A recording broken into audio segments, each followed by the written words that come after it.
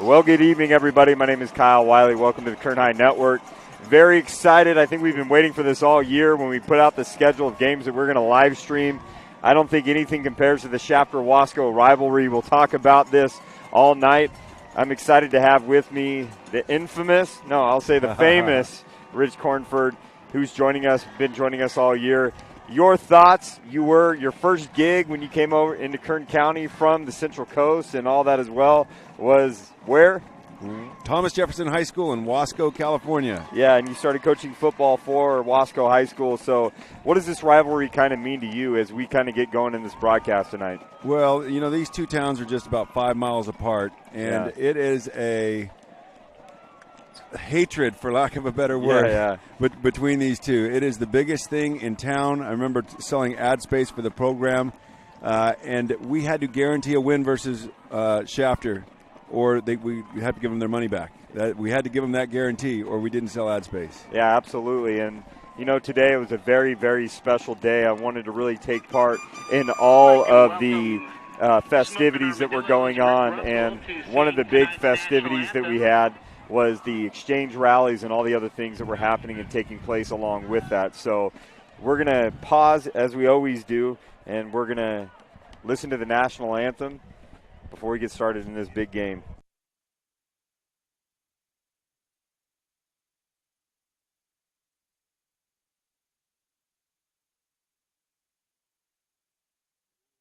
Say, can you see by the dawn's early light what so proudly we hailed at the twilight's last gleaming, whose broad stripes and bright stars through the perilous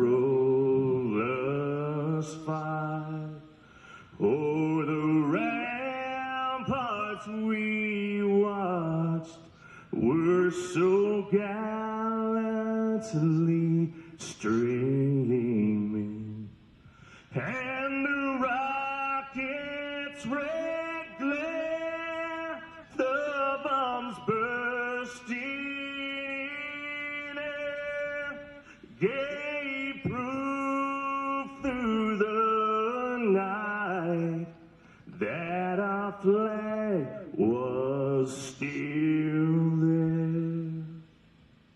Oh, say does that star-spangled banner yet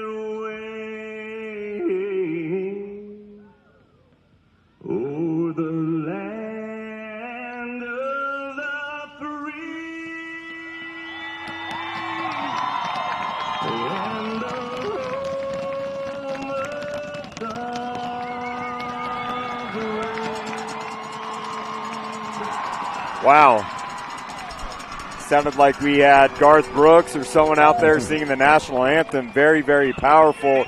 We have a Shafter-Wasco rivalry game going on, and as we were talking about before, the national anthem, very, very fortunate that the Kern High Network was able to get out, go to the breakfast early on at Shafter High School and see both schools, both football teams and the cheerleaders have a breakfast together, kind of break bread, if you will. Then Wasco cheerleaders, ASB football team goes into the gym and part of a Shafter rally. Tough for them to stomach as Wasco Tigers. Shafter's enjoying it. And then all of a sudden, the Wasco Tigers take back off to Wasco, and then they get in their auditorium, and the Shafter Generals had to brace some of the Wasco tradition. I've never seen anything like it. The sheer energy, and we've talked about that, is amazing. Lo and behold, we got a football team, two hot teams right now, both 4-1 in the SSL. Shafter at 7-2 overall, Wasco at 5-4. A lot of storylines tonight. There's too many to cover as we kind of go through here. Nonetheless, it looks like Wasco has won the kick, and they are going to start off. Welcome, everybody, to the Kern High Network live broadcast of Shafter-Wasco Rivalry Week, and we're excited to be a part of this. Coach, I've said a lot right there, but there's a lot to talk about in a week like this. There is. We're going to see two contrasting styles. Shafter, high-flying, fast-paced offense. Wasco, the more traditional, going to pound the ball and play great defense. So it'll be interesting to see tonight which style prevails. Absolutely. And off to kick the ball, Shafter Generals, that'd be number 24. And to return it, number 8. And like we always see in these big games right here, try to get a number right there. It doesn't look like it's number 8, but instead it was number 2, Dre Hankins. Dre Hankins is a player. Actually, it's going to be number 5, and we don't have that number on the roster right now, so we're going to have to kind of make do with what we had. Coach Chad Martinez took over for Rick Stewart. Rick Stewart, as we all kind of made public knowledge, he's dealing with the bout of leukemia. So let's keep him in our thoughts and prayers as we get going in a big week. As you talk about the contrasting styles, double wing, kind of old school Wasco football coming out. And the pitch goes right away to number 24. That's Mark Lopez. And in the last 4 games, Mark Lopez has 403 rush yards and 6 touchdowns. So he's kind of a guy they want to get the ball to in the run game. Well, Darren Owens brought this double wing to Wasco in about 1997 or so. Yeah. And they've been running it pretty much ever since then. It is a power-based offense that requires strong offensive linemen that can pull. Yeah, absolutely. So we got about 2nd and 6, and once again, it's Lopez in the motion, a little toss sweep going to his right, and it's going to set up 3rd and short.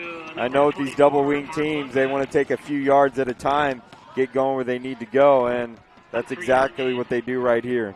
Wasco's right on schedule with about a 3rd and 3 here. The beauty of this offense is you just grind it out, and you're looking to get 3-4 yards a pop over there. Eventually, you pop one. You see other teams try to use little bases of it, but these guys know how to run it inside and out since the time they were playing for the Bengals in youth football. Kind of what they're doing. Lopez in motion again. Got through that first line, and they found something on that right side because 3 straight runs to the right side. And this is going to be a formula. They're going to keep run for the Wasco Tigers. Well, if you've never seen the double wing, the number 1 play is the power toss there where the quarterback tosses a short little toss to the halfback in motion. You pull the guard, the tackle, and the quarterback all through the hole there with the fullback kicking out. Very tough to find where the football is. You got to play gap sound defense. First down for Wasco, and they're going to toss it to Dre Hankins, who, talking with both teams, that's one of their premier athletes right there is Dre Hankins. And it's going to set up 2nd and long, 2nd and 10. Wasco gotten hot at the right moment. I say this, I think we throw all the records out when it comes to Wasco Shafter Week. Doesn't matter where they stand right here. Well, I will say this, Wasco has won 10 straight against the Shafter Generals in this famous rivalry game to look at. Another toss sweep, that power toss that Coach Cornford talked about to Lopez, only for about a 2 or 3 yard gain, setting up 3rd and 7. And I would probably say this about double wing teams. It's probably not where they want to be. But if I know some double wing teams are still going to try and run, does this become 4-down territory or not? Yeah, that's what we're going to look at. So. If it's classic double wing, it is. And what they're saying is this is basically 2nd and 7, and that's not too bad a situation to be in. You pick up 4 yards on this play and 3 on the next, you got a first down. Absolutely.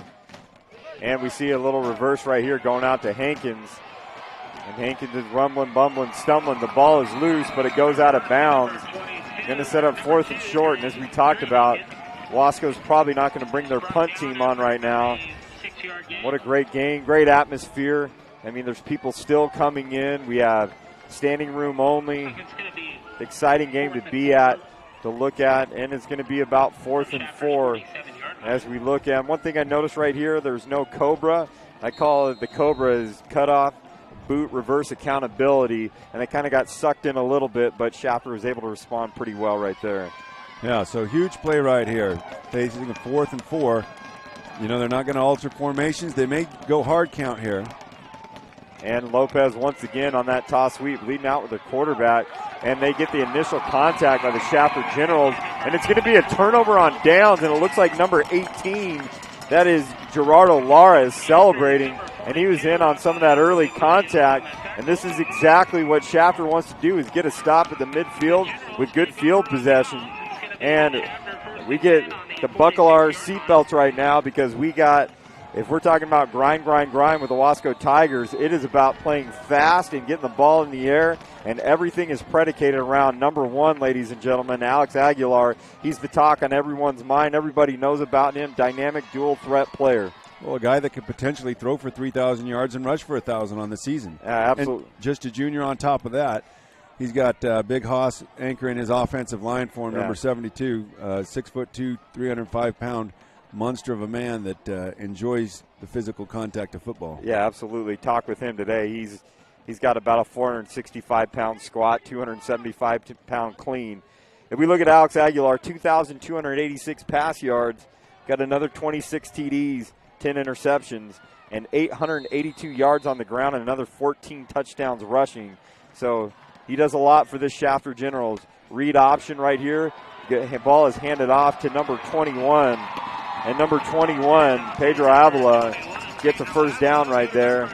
And Shafter is moving the ball exactly, just right on plan, what they want to do. And they come up in this no huddle and see what they do right now. Good read there by Aguilar on that zone read. Totally different teams. You got spread wide open, big splits here by Shafter. Wasco goes foot to foot when they're on offense. And again, it's Avila going on that left side, and he's met by a swarm of Tigers right there. And it's going to bring up second and long for the Shafter Generals as they kind of come in this no huddle. And they're looking at Coach Perucci on the sign.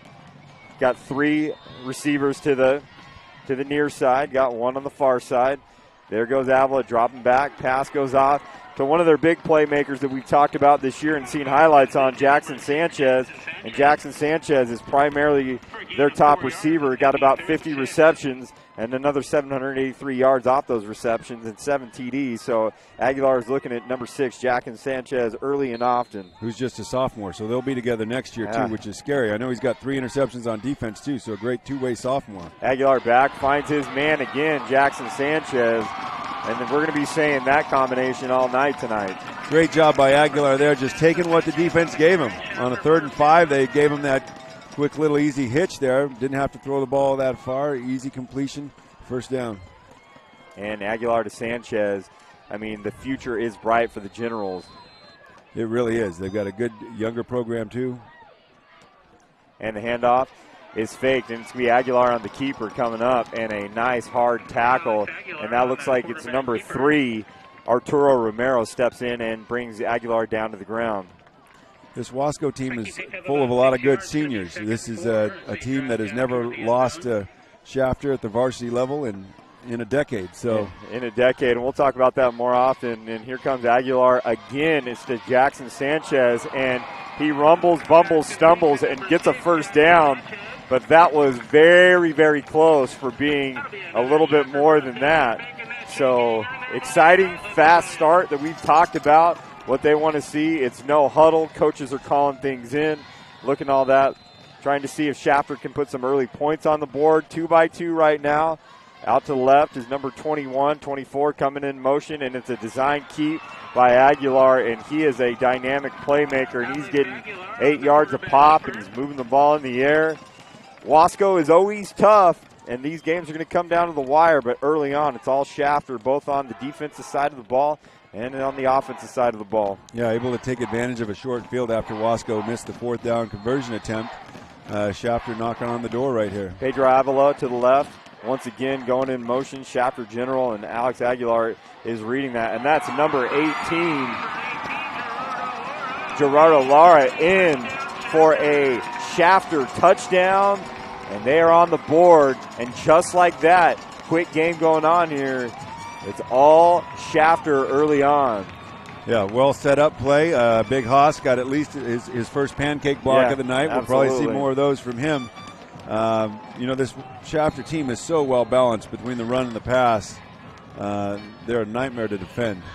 Yeah, and Gerardo Lara is playing a pretty good game, doing stuff both offensively and defensively. So nonetheless,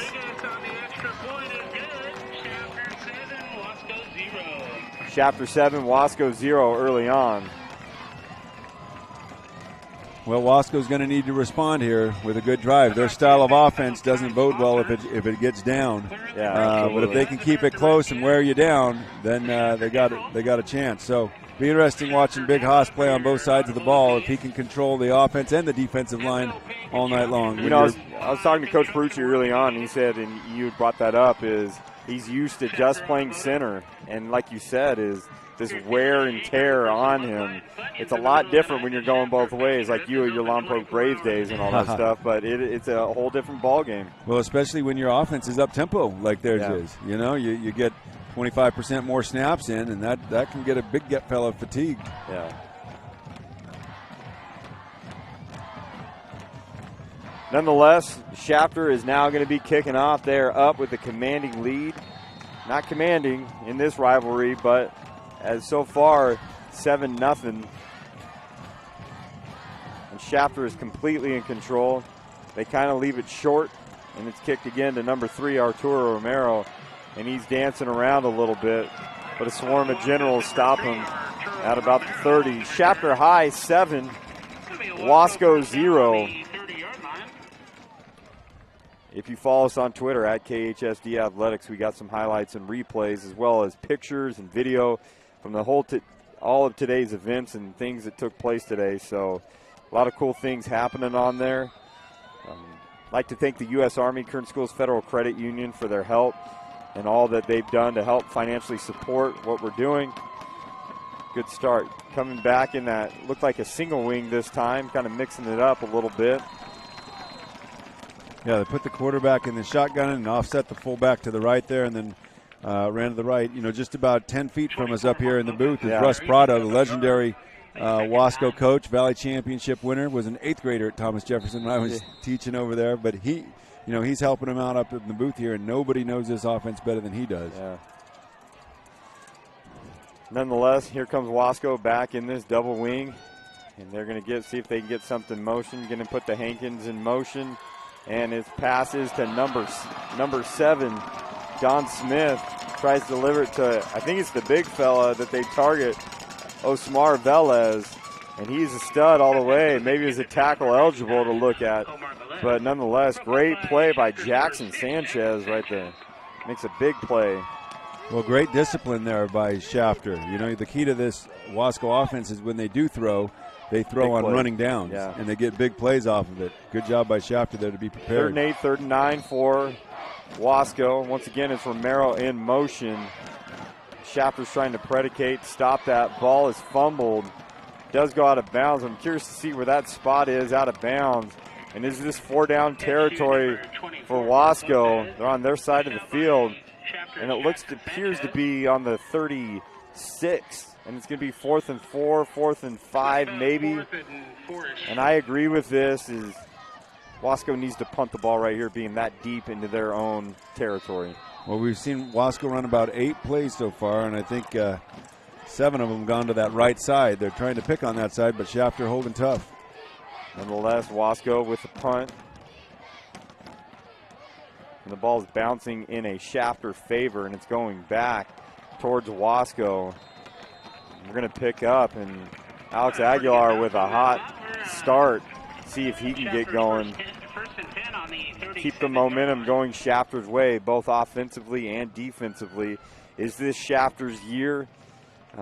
Very interesting looking at some of the history. 1942, and this is kind of a weird year. World War II is raging on, and there was actually no football at Shafter in 1942. In 1943, there was a 2-game season.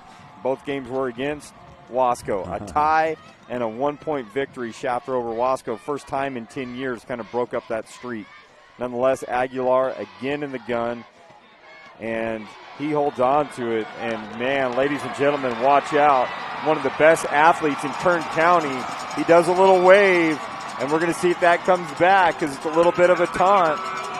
Boy, Coach Perucci just ran a 4.540. Going after there, I think that's going to be taunting right there. Yeah. I'm going to see if they march this back or not. But that is a big play, ladies and gentlemen. We're going to wait to see if the touchdown is good, if it's going to be marched back. But he did it awful early, and that's going to be frustrating for Perucci as your captain and your leader does that. And so we're going to look at the white hat, see what they confirm. The white hat does throw it up, and it is a Shafter touchdown, but it's going to be unsportsmanlike. And we're going to see where they mark that off right there. But ladies and gentlemen, big play right here. Always a big factor in this rivalry is who can control your emotions. You build up this fierce rivalry, hatred almost for your opponent, and you got to be able to keep those emotions in check to a certain extent. Big play there though for Shafter. And a long TD, and we're looking at about a 62, 63-yard touchdown run.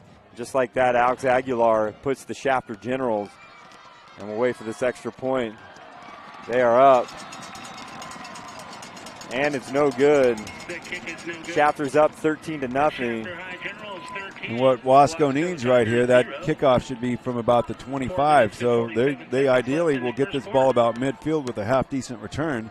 And they need that good field position to run their offense and utilize the 4-down territory like they like to do.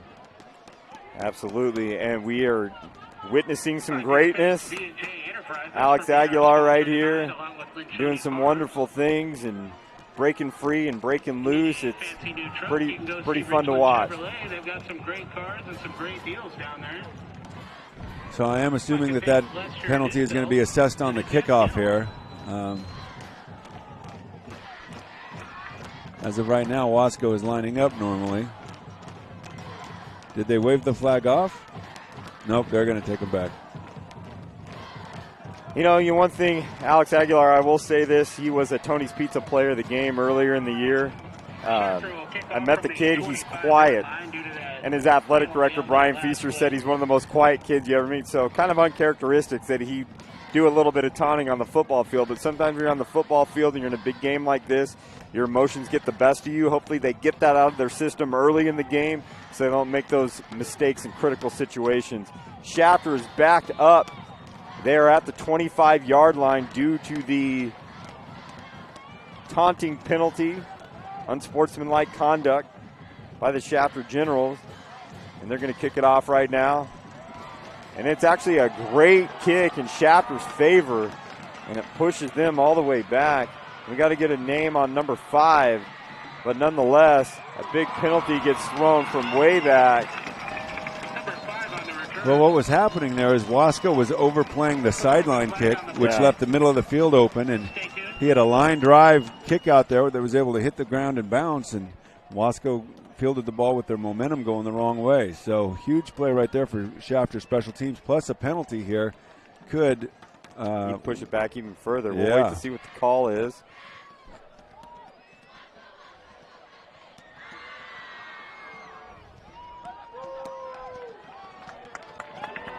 And it's going to push it back, like you said. So a taunting penalty pushes Shafter back, and just when all hope in the field position game was going to go in Wasco's favor, a beautiful kick and then a penalty drives them all the way back, and it looks like they're going to pick up at about, if I'm reading that, the 13-14. I would call it the 14, and double wing Wasco Tigers come out again. And they're rumbling around.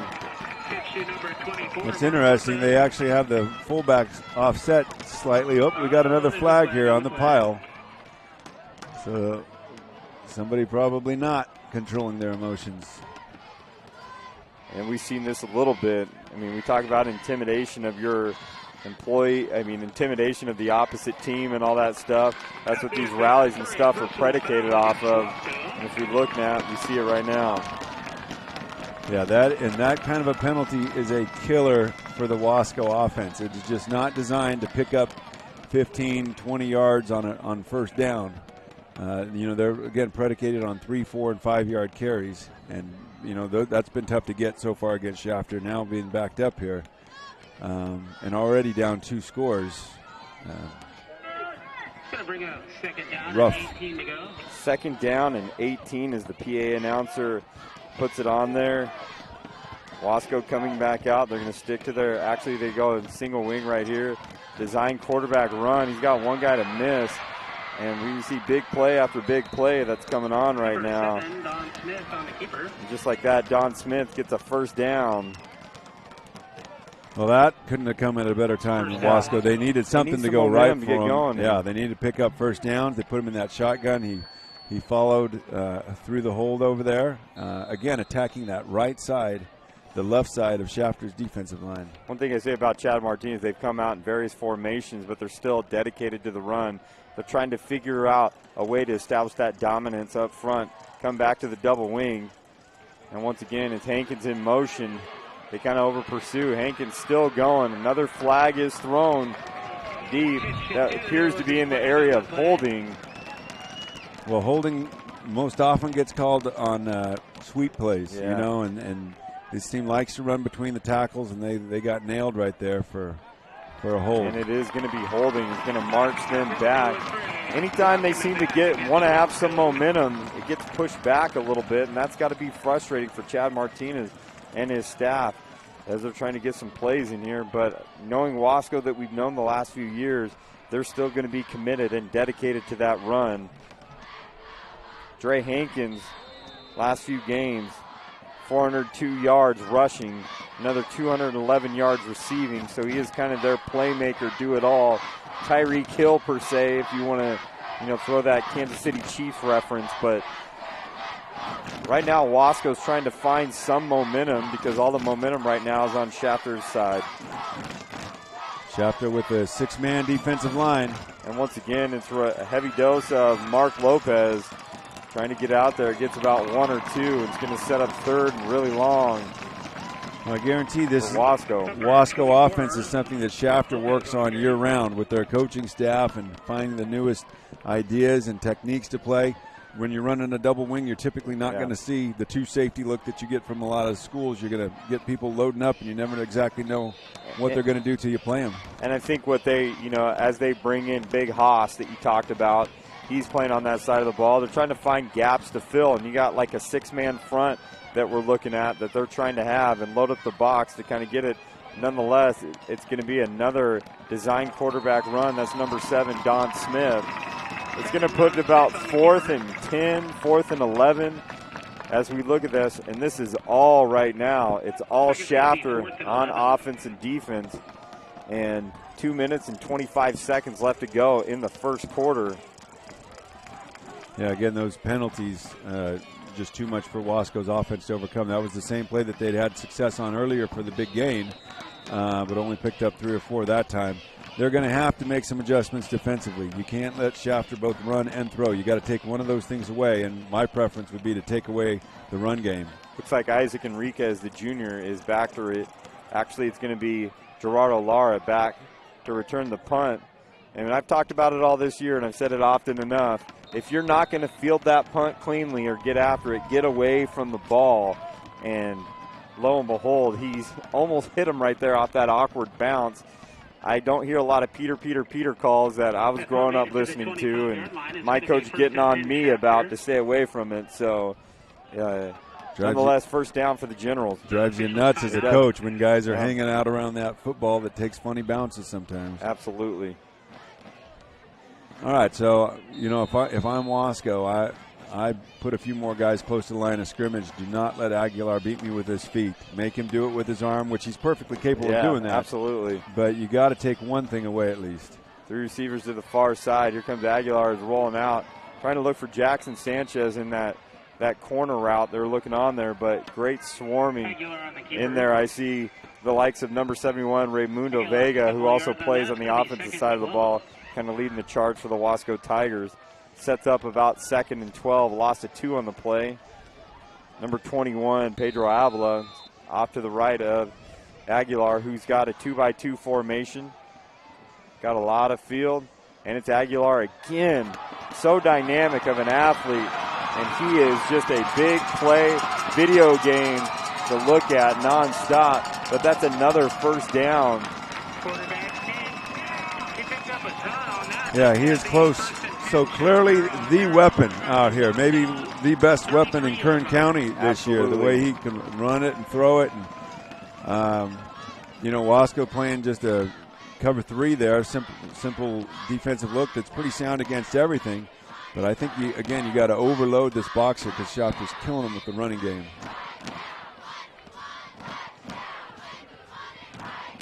And once again, it's Avila, a little shovel pass, and that's Jackson Sanchez trying to get something. still on his feet.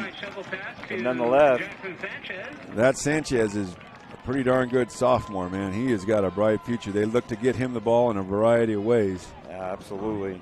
Aguilar's favorite target. All Shafter right now, 35 seconds ticking down.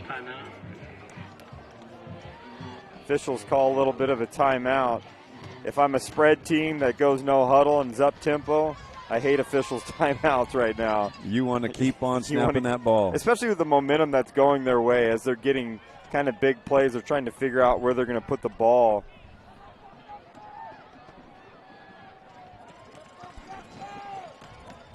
All right, they got it placed now. It's going to be second about 4. Well, we got it figured out. It looks like they picked up 6 yards on that. It's going to be second 4. And it's Aguilar again connecting to Marco Rodriguez. Well, we've seen him hit that hitch now a couple times. Wasco's been pretty steady with the 4-4 cover 3, and I think Shafter formations them and gets them in sets that they like, and they've been picking them apart, both running the ball and throwing the ball so far. Choose your poison. And here comes Shafter out, 2 by 2. Again in motion is number 24, Marco Rodriguez. Aguilar with tons of time, and he's trying to make things happen. Aguilar, special player, not special enough as he gets a little bit of a loss. That'll bring us to the end of the first quarter. Into the first quarter, Shafter High 13, Wasco 0. Still tons of game left that's going on as we get into the second quarter.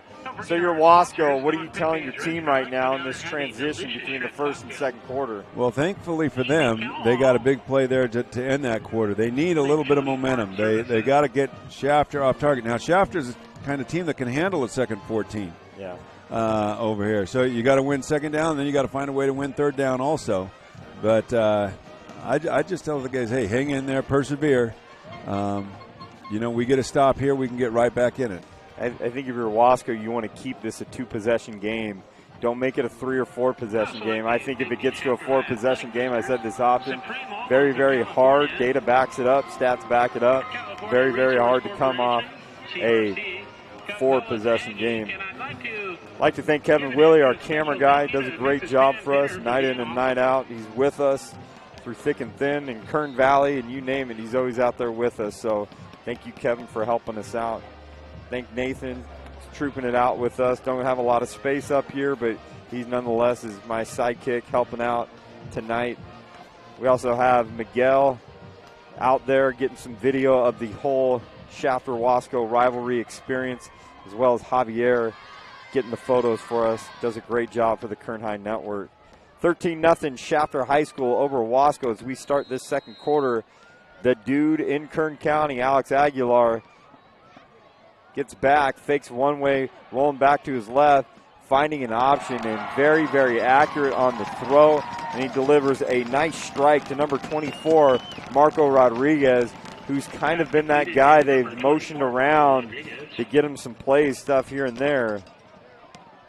Well, 3rd and 2 right here for Shafter. They've been really imposing their will here, both running and throwing it here. I would expect them to go something up the middle up behind Big Haas. 3rd and short. Here comes Aguilar again, handing it off. A lot of contact going on there, and that's number 8, Emilio Villagran.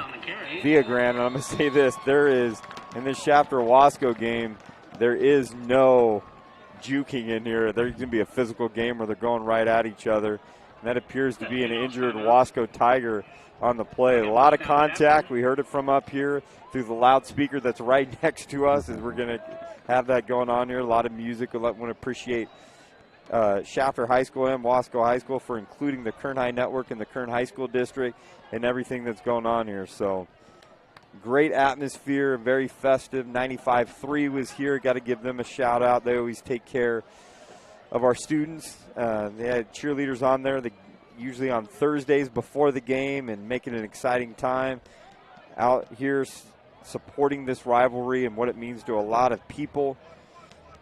If we look at the history of the rivalry, Shafter has 43 wins. Wasco has 42 wins. And there's been 5 ties, 43, 42, and 5. This is the 91st game between Shafter and Wasco. They started in 1933. That doesn't equal 91 years, but that means that a few years they actually played twice to look at it. And it's just an historic rivalry. Shafter won the first 2 games way back in 1933, 19-0, 26-0.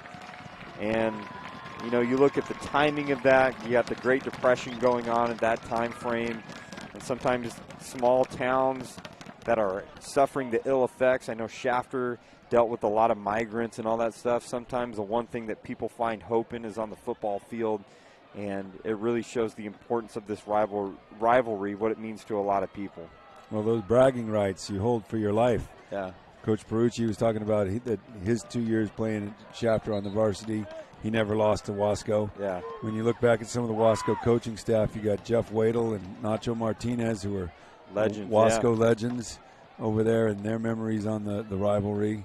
And, you know, when their own kids are now playing in this game, you know, and obviously there is not a seat in the house, and there's not very much room to stand anywhere in the stadium. Yeah, they had to bring in extra bleachers for some of the staff out there. But nonetheless, it's Aguilar, and it's going to be Keep, and he's going to try and get up there. But he is immediately brought down, and it's brought down by number 11, and that's going to be Justin Horton, who's screaming off the edge. And I think Wasco, if they have their opportunities to take their shots at Aguilar and stop the top guy down, they're going to take that shot. That was a vicious hit and takedown right there. Clean, I'll go with it, but we have 2nd and goal right here. Aguilar looking to get more points, sends his guy Jackson Sanchez in there, probably going to use him somewhere to get him out in space. And there goes Aguilar again, and lo and behold, Aguilar to Jackson Sanchez. As I said, they're going to try and use him on a little rollout. Well, Wasco went to a man-to-man defense here inside their own red zone, but whoever had Jackson Sanchez was playing zone and lost him. You know, you lose the best wide receiver in the stadium in a critical situation there, and now what happens? Yeah. And you kind of felt something was coming as they motioned him in there. They've done it a few times. They use him as a decoy, but nonetheless, Shafter goes up, and with the extra point, it's going to be 28-0 Shafter over Wasco. If I'm Wasco right now, I'm thinking I don't think I'm going to punt anymore. My next punt, I think I would fake punt it. When I kick off, I might onside kick it, because you're going to have to steal some possessions, because they have not shown the ability to slow down Shafter at all. And this game has the potential to get ugly, and that's the last thing Wasco wants to have in this second quarter with 10 minutes and 42 seconds left. Well, they're having them re-kick the extra point here. I'm not exactly sure what happened there, but they did back him up 10 yards. Must have been a hold. You know, we saw in the last kick, kind of unpredictable what Shafter is going to do as far as their kicking game is. So we'll hold off just a sec to see, and it's fumbled. But then there's Aguilar right there, and he sometimes may just need to get down. And there's an extra little something on that, and they're trying to figure out that Coach Perucci's upset. He doesn't want his guys getting shots. Maybe he's yelling at his own guys like that, but Aguilar does get up. And I'll echo what the PA just said. That kind of fell apart right there. I mean, that's the simplistic way to say it right there. So many times when you miss those extra points, they come back to haunt you. Yeah. So, again, so far the Shafter defense has been able to control this Wasco offense with the help of a penalty here and there. Yeah. But this is already, you know, we still got 10 minutes left in the second quarter, but this is almost desperation time for Wasco. They have to show that they can be competitive here and grab a few first downs and maybe break a big one. 19-0 Shafter. And I will tell you this. I was talking to Coach Perucci, and he was asking some alumni, what's more important, winning a Valley Championship or beating Wasco? And they answered unanimously from all the alumni that he asked that. They said by far ending this drought, this 10-year drought, and beating Wasco is by far the most important thing. And I said this one time at the North-South rivalry, kind of stirred up some emotion.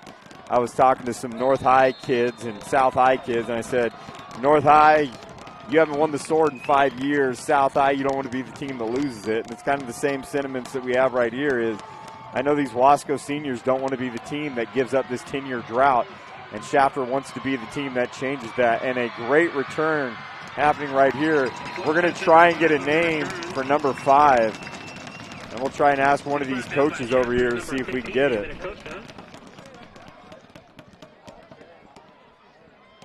I think number 5, Jeremiah Johnson.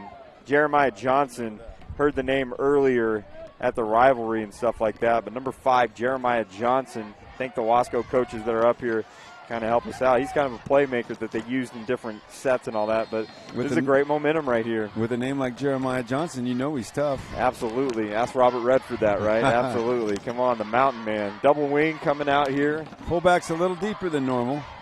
And a little bit of movement on that right side. Wonder if that's Velez that's going there.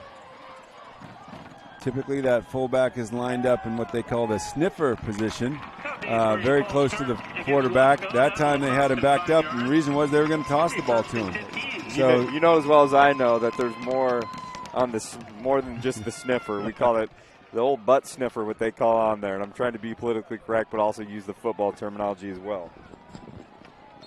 All right, so again, exactly what Wasco doesn't need is 1st and 15 here. 1st and 15, the Tigers come out. They're looking to try and get some momentum going. So far, the one variation that we've seen from their formation, other than putting the fullback a little deeper on some occasions, is using that shotgun double wing formation. That allows your quarterback to be a little bit more of a runner. When he's under center, he's not really a runner. But you back him up a little bit, and now he can run the ball too, which he's done a couple times effectively. Trying to make some clock adjustments. Going to put 10-4. They put 10:44 on there. Single wing. Rolling out to the right. That's number 7, Don Smith. Gets out of bounds. Trying to make sure that he's okay. Yeah, so that seems to be their favorite play when they do use the shotgun, is have Don Smith run the ball. You know, I talked with Don Smith today at the rally, and he was a great kid, very mature.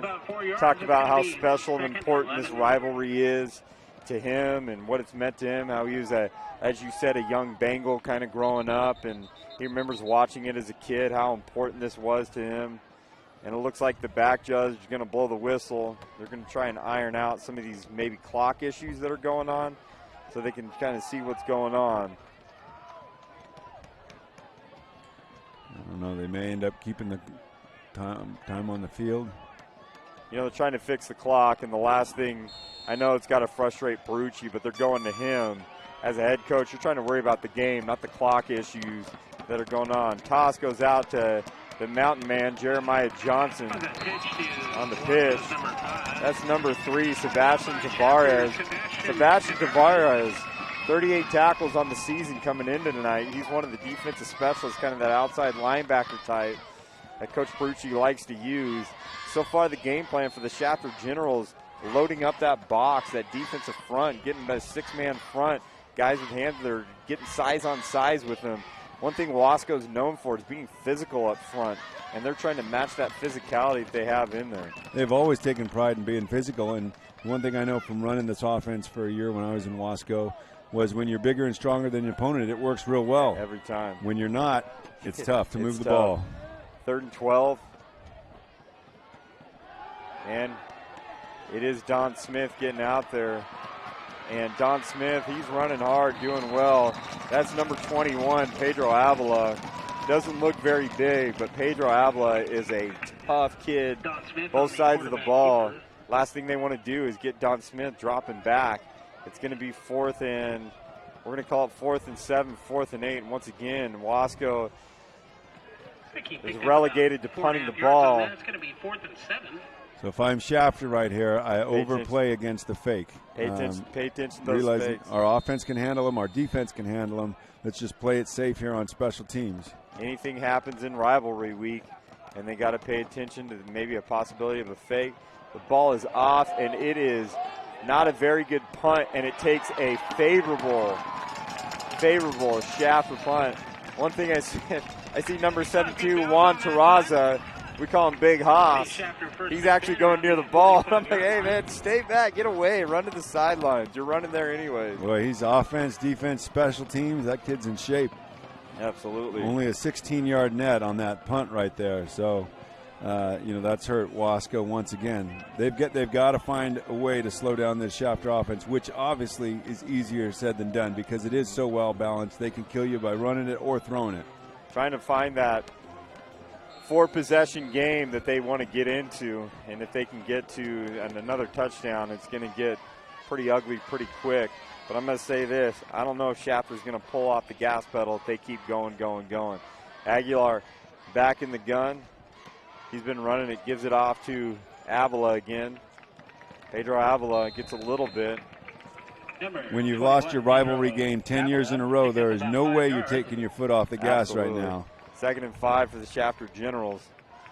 And I'm going to tell you, when you lost your rivalry over a decade, and today at Wasco High School, they reminded them of each year that they beat them in the last decade, and I could just feel the tension and energy.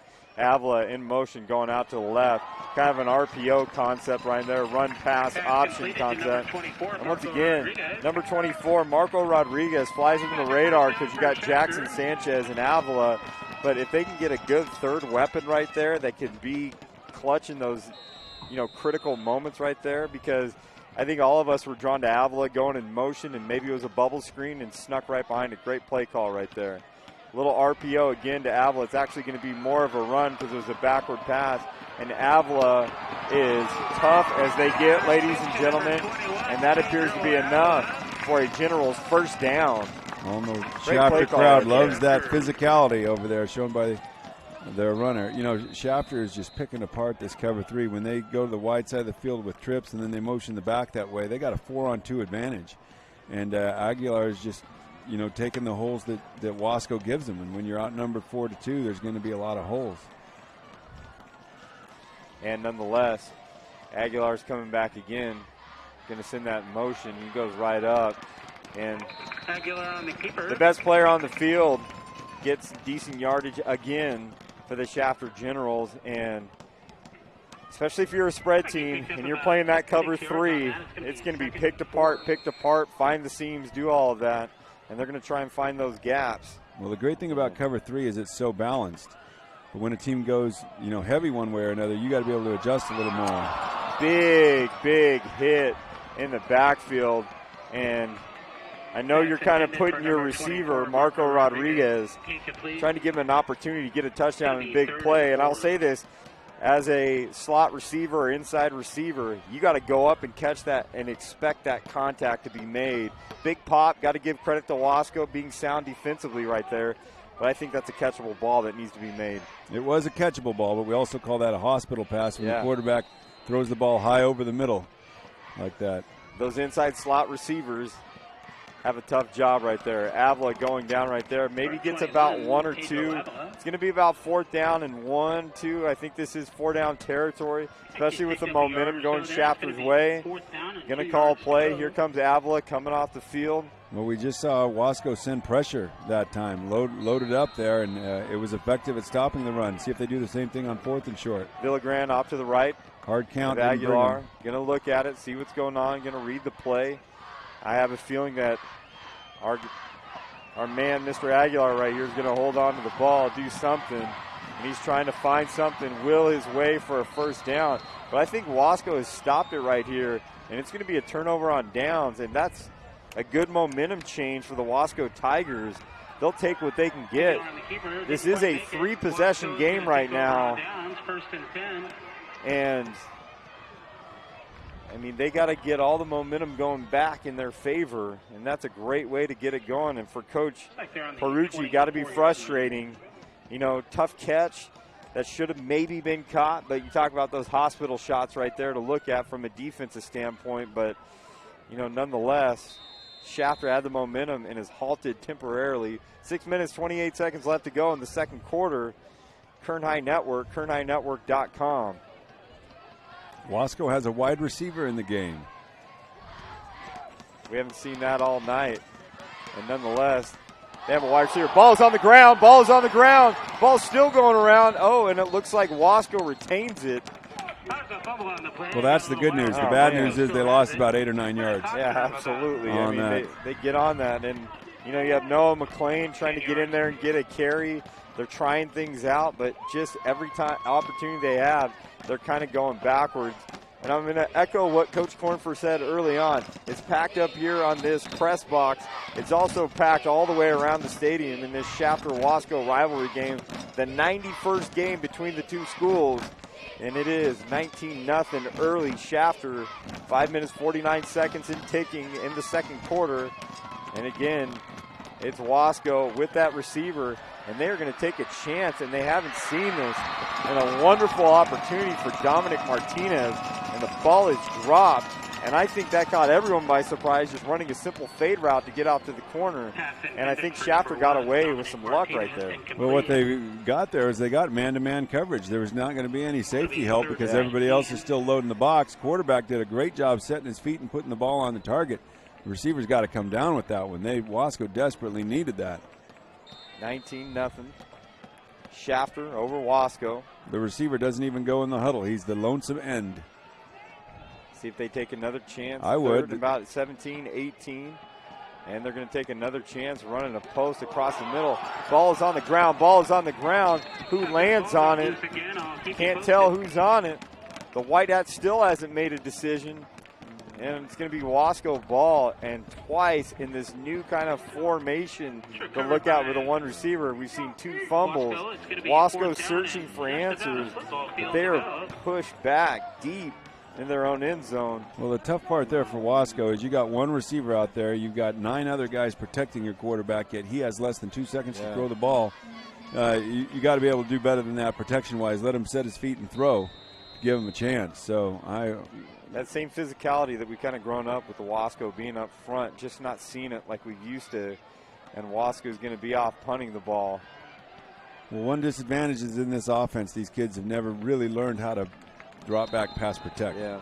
That's not what they do. Because that's not their MO, as we've talked about. The ball goes out of bounds about the 37, 38-yard line.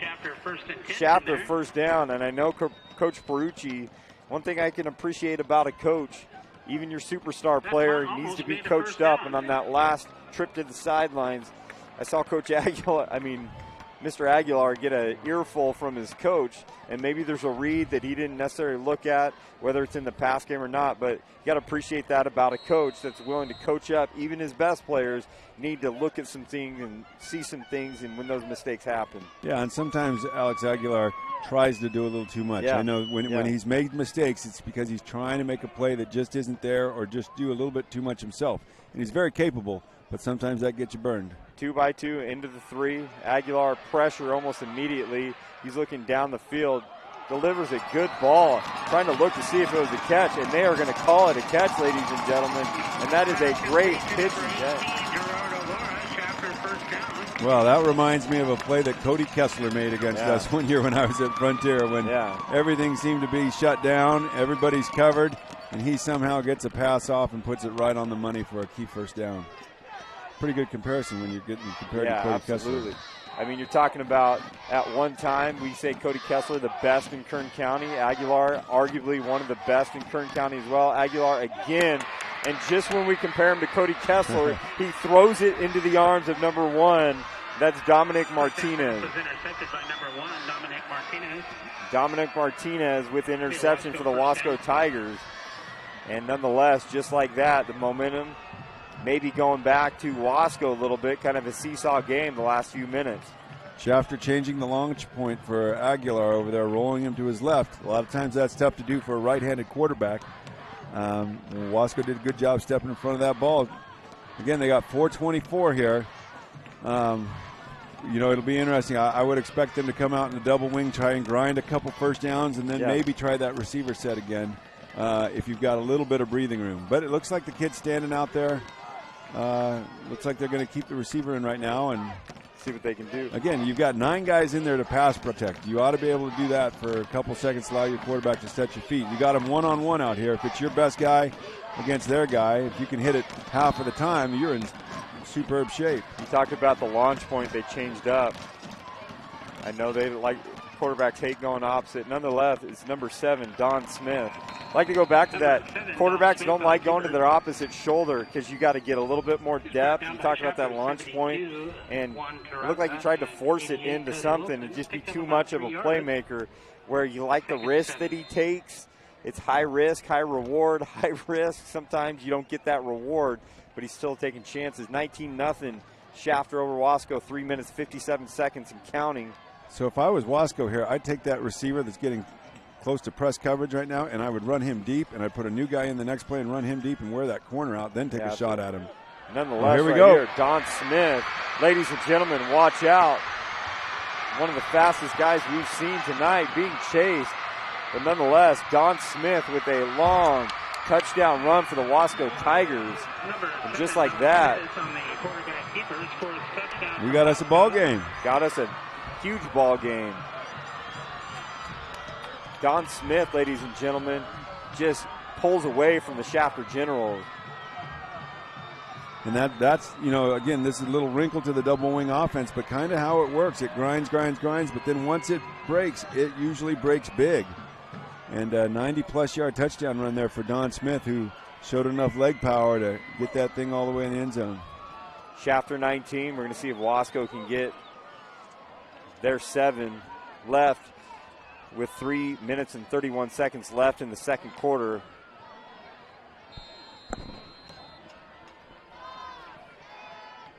Now, after Alex Aguilar looks superhuman there on the first 3 drives, a couple mistakes on these last 2. He's given Wasco a little bit of life. It'll be interesting to see how he responds. Does he try to do it all himself, or does he keep his teammates involved with the game here? And as we had that Wasco touchdown and the extra point that comes on there, I mean, you talk about the little mistakes that take place. And I say this 2 little mistakes, but you're just an inch off. You don't get the right. You force it in there. A little mistake. You're trying to make a big play. A little mistake results in an interception. Next time, you're not gap sound. You don't follow that. Wasco grinds. They're trying to predicate on the mistakes that you make, and it busts for a long touchdown for Smith. All right, so with 3:31 here left in the half, there's still plenty of time here for Wasco to get the ball back. One thing about a Shafter is if you stop them 3 and out, you get the ball back pretty quick because of their tempo. So, Wasco defense seemed to have settled in here and made some real good plays here these last 2 drives. 19-7, just like that. And you talk about a game that we have on here. Never count out a Wasco Shafter game, no matter what the score is right here. And if you talk about levels of intensity for Coach Perucci, he's completely intense, calls a timeout. Well, they've got 12 guys on the field, so somebody ran on there that wasn't supposed to be on there. And once again, frustration is mounting up for Coach Perucci as we've had a stall drive on a 4th down, then we have an interception, then a long TD run, and now you have to call timeout on your special teams because you don't have have your right team on the field. Yeah, maybe have too many people on there. They had their hands team in there expecting a potential onside kick. Alex Aguilar is one of the guys on the hands team over here. But they had 5 guys on the first row, 6 guys on the second row, and 1 guy deep. And I'm not great at math, but that seems like it's more than 11 to me. And is this part of the Wasco lore is frustrate you mentally, take you out of your game mentally, and then start to exploit some of those things. So you got 1 person deep, maybe expecting a little bit of hands that are coming on here. Wasco in a balanced formation with 5 on each side of the kicker. Looks like it's number 20, Joel Rivera, is going to be punting for the Wasco Tigers. And he actually does send it deep. And that's number 22, Jesus Ibarra. He's trying to find a little bit of daylight. And he's met by some angry Wasco Tigers. Well, you know who made a good block out there? Alex Aguilar. I was watching to see how the quarterback would do. You know, sometimes they might olay you like a matador, but he did a good job of blocking. I will say this about, Coach. I keep calling him Coach Aguilar. What I'm saying about Alex Aguilar, you got to give him his breathers. And I know he's on the hands team, and they may be expecting some things, but as a quarterback, he's the last guy you want to see get hurt in something, especially on kick return. where they got to get back in their certain spots, landing areas as they drive the block. It's just tough. Nonetheless, Shafter picks up at the 30, 2x2. Aguilar gets out there, has Avila right there, and then there's been a healthy dose of that. And there's a lot of driving. You see Big Haas. I think a lot of the Shafter people are wanting a face mask call there. It looked like the runner's head got tweaked a little bit there, but no flag thrown. 2nd and 9. What a festive atmosphere. There's tacos being sold. There's pizza, kettle corn, you name it. 2x2. Aguilar gets out here, finds a new receiver this time that we haven't called, Isaac Enriquez. And that is a decent little gain. Going to probably set up 3rd and medium. And momentum's been halted a little bit. You got to give it up to Shafter. They've really slowed down this attack. Both no big running plays, no big passing plays. It's kind of been going Wasco's way lately. You see this 3-by-1 formation. This is what they drilled them with before. Wasco's got no answer for that play right now. BHS used to run a little thing like this, their buffet series, where those guys all just hitch up. You got the back swing, and if anybody drives up on the swing route, you just throw it to the open spot there. You know, we've talked about that RPO game that comes out there. So as he's kind of sprinting out, he's got the option to throw it backwards, and that's the run play. Or you got those things leaking behind coverage, and that's a great play on 3rd down and medium. 1st down, Wasco. Aguilar on the keeper, pushing his guy out of the way. And ladies and gentlemen, I'm going to tell you that we've seen some good runners this year, but probably the most headsy I've seen all year in person is Alex Aguilar as he gets another 1st down right here. Yeah, he's just really quick and aggressive. He's got great vision and really attacks the hole. Some people will look to dance a little bit. He really gets it going downhill when he sees the hole open. Absolutely. 19-7, 2 minutes, 14 seconds. And it appears to be an official's timeout. I think it must be the clock again.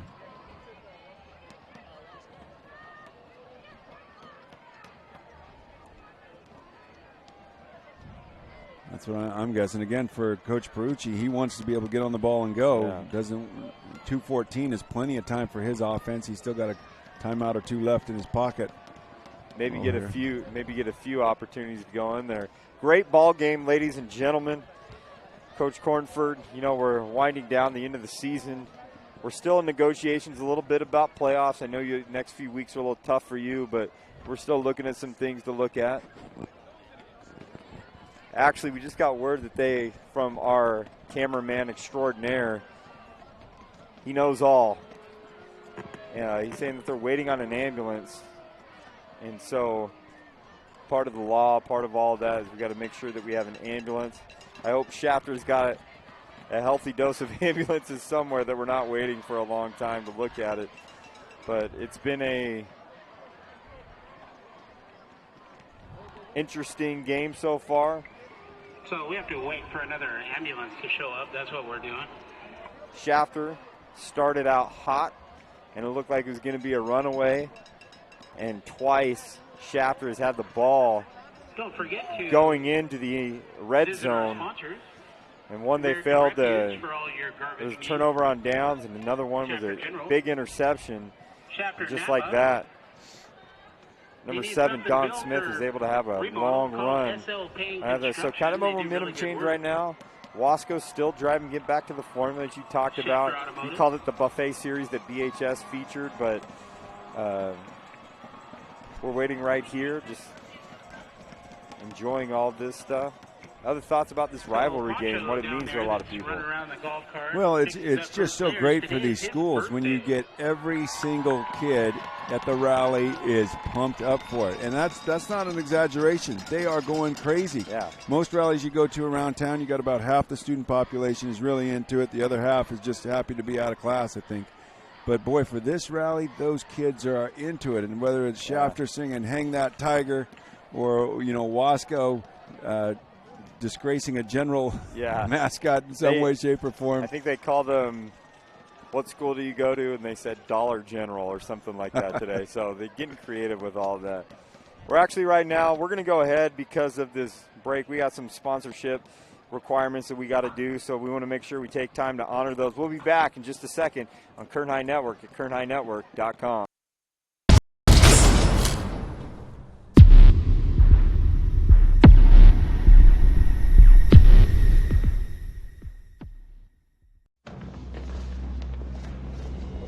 Every team trains hard. Every team prepares to win. But when U.S. Army soldiers take the field, it's best if the other guys don't bother showing up.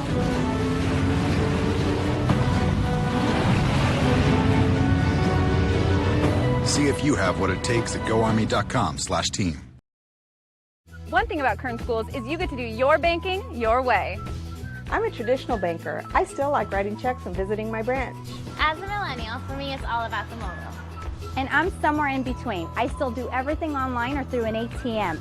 So no matter how you do your banking, Kern Schools is always there. That's why we're the #1 financial institution in all of Kern County. Take advantage of our low mortgage rates, including 60-day rate lock and no cost to you. Purchase or refinance your home today.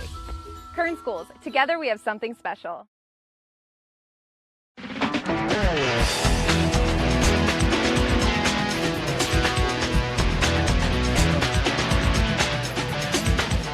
This is where we're going to train the kids to actually get jobs in the industry. We're going to give them the basic tools that they need, also the skills that they need to understand where they fit into the industry. All the animated things, because we have everything that we need in the scenes. They are learning the principles of animation, Photoshop. They're learning how to animate in 2D and 3D. And when you swap to that shape, then you're just going to drag these over here. The storyboard aspect of creating basically the skeleton of the story, and then just sort of directing people in my vision of what I want in the story. And it's also giving me the advantage of Mr. Plord, since he's worked at so many companies, being able to put it in my resume and be like, this is the art direction I've received.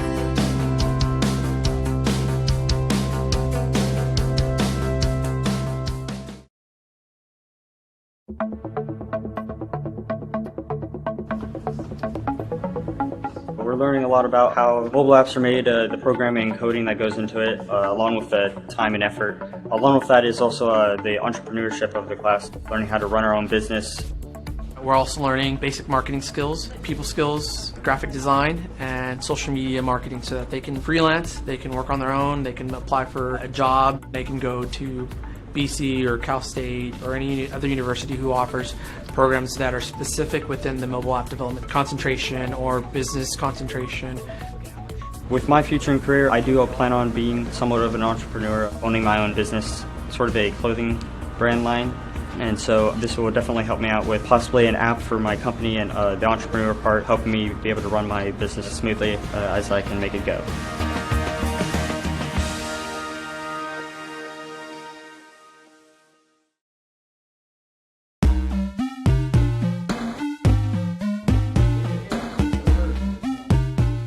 We're learning the different roles, what a game designer is, what they do, and how video games are made, and how to deconstruct them.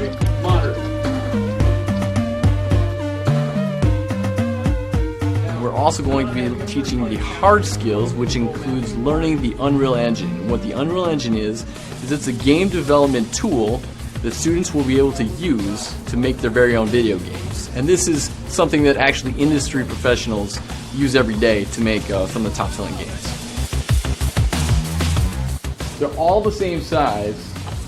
You're all on the same plane. There's no undulating terrain or anything like that. Our instructor, he's really amazing. He encourages everybody. He's really fun, and he makes learning fun. So they've got top-of-the-line computers here, and they're set up to excel. I would be surprised if other students their age coming out of high school would have anywhere near the level of expertise that these guys are going to have.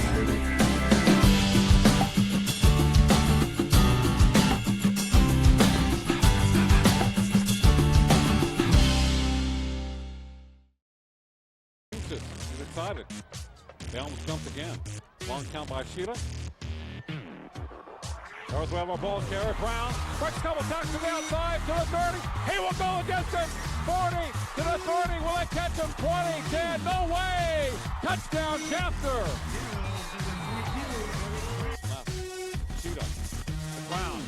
breaks to the outside, has a block. Touchdown, Chapter. Foul. The defense will have a punt. And of course, they allow Chapter to get Wilson upwards. Now pitch back to Brown. Has a good opening. He's to the 20-yard line. Breaks the tackle. He will go all the way. Touchdown, Chapter. At a 2nd and 11. Play action. A key to the throw. Good protection. Fires a long downfield. Howdy is open. He's got the 40 to the 30. Touchdown year. Quarterback keeper. And Ashita is over the plane. Touchdown, Generals.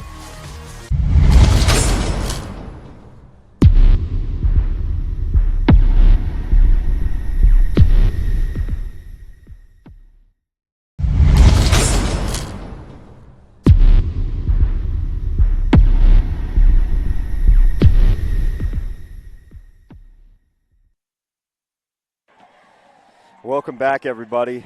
If you look around, and I know Kevin Willie, our camera guy, will show, Alex Aguilar playing catch with one of his buddies down here, and it looks like people are just hanging out right now. It's because they are. We're waiting on an ambulance right now, and it is law that we have an ambulance at each game. Good thing to have. Garces is beating Stockdale 20-0. 20-0. Garces is beating Stockdale. Beating Kern Valley 7-0. We were just at Kern Valley last week. They're down 7-0 to Cal City.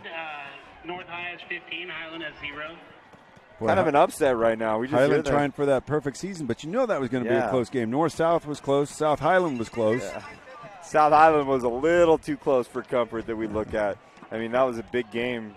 We were fortunate to call that, and probably our top tweet of the year, top play of the year, top broadcast of the year, you name it, of the year. Kate Sakamoto to Matthew Miranda. Played the role of Doug Flutie to Gerard Phelan. Oh, absolutely. And one of my favorite times ever of giving out Tony's Pizza, because usually what I do is I give out the Tony's Pizza Award the next Monday or whatever, and before I went to Kate Sakamoto's classroom, I actually pulled Matthew Miranda and said, I'm making sure you're getting some pizza, because you talk about one kid, Matthew Miranda, and he may not ever watch this broadcast, but I'm talking about it. He had the greatest 30 seconds in the history of mankind right here. So he scores a touchdown to potentially tie it, recovers an onside kick, then gets the Hail Mary, does nothing all game except for those last 30 seconds right there. It was great for that kid.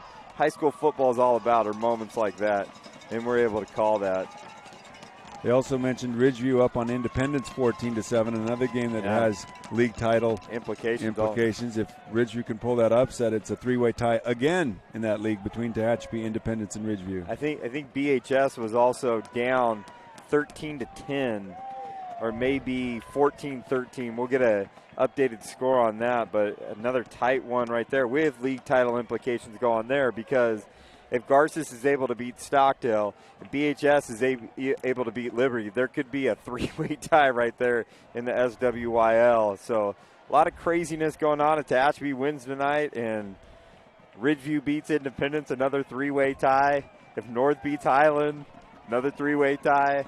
A lot of three-way ties going on there. I think the only lock is the SSL. I think Bakersfield Christian has that locked up in first place. So look at it. And it looks like, well, both teams should be rested. You just hope that you're warmed up enough right now on a semi-cool night. Not too bad, but you don't want to tighten up if you've just been standing there. All right, 2x2. Here comes Aguilar. What we're paid to do, call this football game to look at. Sending a guy in motion. That's number 24. And what a gutsy call is on the first play coming out. People are anxious to get on there. You send number 24, Marco Rodriguez, motion. Go on the hard count. One thing I absolutely love is outsmarting your opponent, because you know they're anxious coming off a long delay like that. Yeah, and it gives Coach Brucci a chance to see what Wasco was going to do coming out of that long timeout, and then they get the bonus 5 yards off of it as well. So win-win. Once again, the hard count comes out there as well. Marco Rodriguez trying to look at the clock. They're trying to ask it to get going. 151 throwing, and the ball throws to number 18, Gerardo Lara. Pass completed to number 18, Gerardo Lara. 19-7, Shafter High School over Wasco. 1:45 left as the chains get set. The clock is going to get going. Clock operator's been having some issues on that tonight. And it's rolling out to the left. There goes Aguilar trying to find some space. And the human highlight reel is off again, ladies and gentlemen. And Alex Aguilar, I will tell you this, is one of the fastest guys that we have in Kern County. Well, just, again, he sees the entire field. Nothing open. He did a smart play that time and not trying to force a football in there. Had plenty of space, used his feet to change direction, and made a big play out of it. So brings us to, into the red zone here at about the 13-yard line, and plenty of time for Shafter here to run their entire offense. And once again, sending out in motion, handoff underneath to Jackson Sanchez, and he is immediately brought down, and that appears to be number 11, Justin Horton, with a big play in the backfield, and sets up a loss for the Shafter Generals. Well, we've seen Shafter in this situation before, and they're, they don't love 2nd and 14, but they're certainly capable of picking it up here. We see them in their trips formation. Alex Aguilar back to throw the ball. He's rolling out the video game, getting out there, and he is brought down. And that is Justin Horton again with a big play in the backfield for the Wasco Tigers. Nice job by the Wasco Tigers of preventing the roll, forcing him to set his feet. The backside pursuit came and polished him off, as you would say. Now the clock might be a bit of an issue. 38 seconds left. Perucci still has a timeout or two left, so they're in no real big hurry. Setting up the screen. And the screen comes out. Well played by Wasco. Once again, but a big flag here. Pass complete to number 21, Pedro Avila. That can have big implications as far as giving Shafter another play or putting them in field goal range. If it's on Wasco, it's on Shafter. All right, they'll probably, I would look to decline that penalty. I don't want to give them another 3rd down play here. Make it 4th down from the 30-yard line or so. 21 seconds left. 3rd and 25. The penalty is declined. I don't know. Could be 4th and 25. Are you taking a shot right here? Do you? Well, if I'm Shafter, I'm definitely taking a shot. I got a quarterback that can buy time with his legs. I'm going to be sending maybe all my receivers deep. Combination right here. Find the seam right here. Jackson Sanchez on the inside. Going to be looking around. Alex Aguilar looking. Finds a big conversion. But it's short of the first. Short of the first. Number 24, Marco Rodriguez with a big catch. But I will say this. That's like a punt. I mean, to look at, and it puts him deep in there. I know it's a reception, but, I mean, it's a good thought. But if I'm the quarterback and you have a play, you want to take more of a shot into the end zone. But nonetheless, 11 seconds remain and a great first half. Yeah, so Wasco's just going to take a knee on this, I would think. If you're confident in your ball security, you want to run more in the line. Maybe you break another one like you just broke. We'll see what they do here. They're in the gun. In the gun again. And big play. They found something right there. And I tell you what, ladies and gentlemen, Don Smith is one broken tackle away from a long touchdown again. And you talked about it. They get in that gun. They found a little wrinkle. And maybe they're trying to get that right now. 5 seconds left.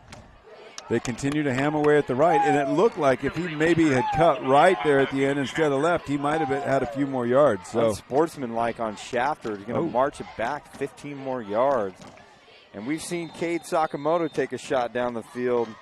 Curious to see what happens right here. See if Wasco's got some of the arms to get that down the field as well. If they get that one-on-one coverage, you'd want to take advantage of that too. I don't know. I would think that Shafter would play off, but one of the dangers about playing off in this situation, if they do run that power play and all of a sudden they got a guard, a tackle, and a quarterback leading through the hole on your safety, that's not the kind of matchup your safety likes or your safety's mom.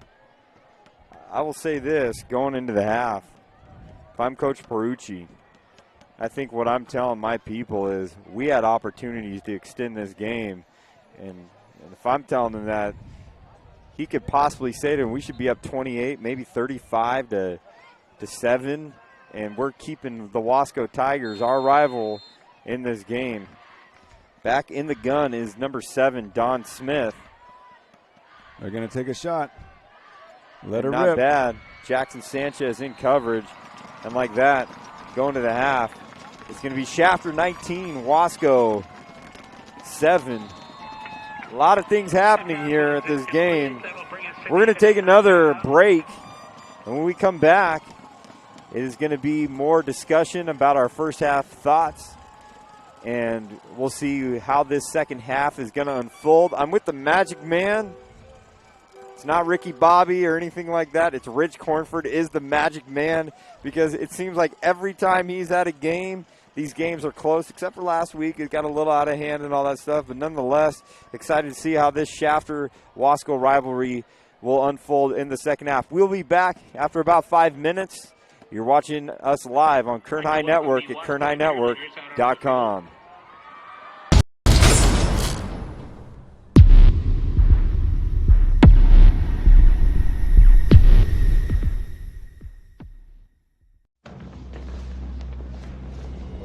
Every team trains hard. Every team prepares to win. But when U.S. Army soldiers take the field, it's best if the other guys don't bother showing up.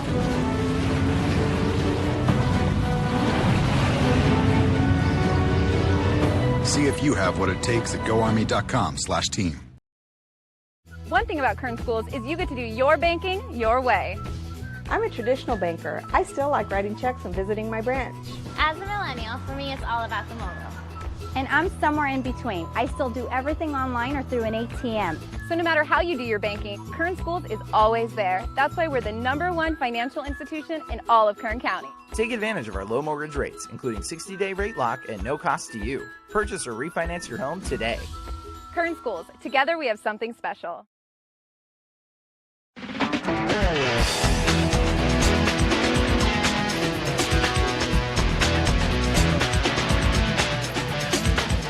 This is where we're going to train the kids to actually get jobs in the industry. We're going to give them the basic tools that they need, also the skills that they need to understand where they fit into the industry. All the animated things, because we have everything that we need in the scenes. They are learning the principles of animation, Photoshop. They're learning how to animate in 2D and 3D. And when you swap to that shape, then you're just going to drag these over here. The storyboard aspect of creating basically the skeleton of the story, and then just sort of directing people in my vision of what I want in the story. And it's also giving me the advantage of Mr. Plord, since he's worked at so many companies, being able to put it in my resume and be like, this is the art direction I've received.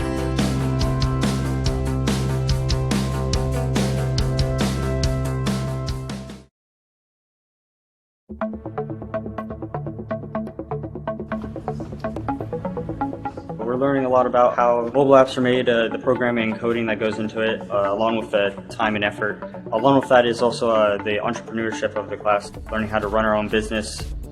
We're also learning basic marketing skills, people skills, graphic design, and social media marketing, so that they can freelance, they can work on their own, they can apply for a job, they can go to BC or Cal State or any other university who offers programs that are specific within the mobile app development concentration or business concentration. With my future and career, I do plan on being somewhat of an entrepreneur, owning my own business, sort of a clothing brand line. And so this will definitely help me out with possibly an app for my company, and the entrepreneur part helping me be able to run my business as smoothly as I can make it go.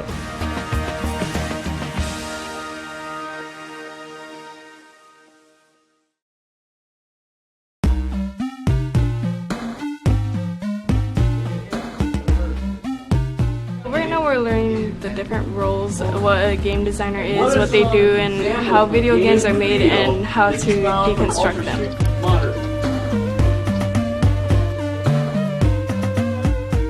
We're also going to be teaching the hard skills, which includes learning the Unreal Engine. What the Unreal Engine is it's a game development tool that students will be able to use to make their very own video games. And this is something that actually industry professionals use every day to make some of the top-selling games. They're all the same size, You're all on the same plane. The's no undulating terrain or anything like that. Our instructor, he's really amazing. He encourages everybody. He's really fun and he makes learning fun. So they've got top-of-the-line computers here and they're set up to excel. I would be surprised if other students their age coming out of high school would have anywhere near the level of expertise that these guys are going to have.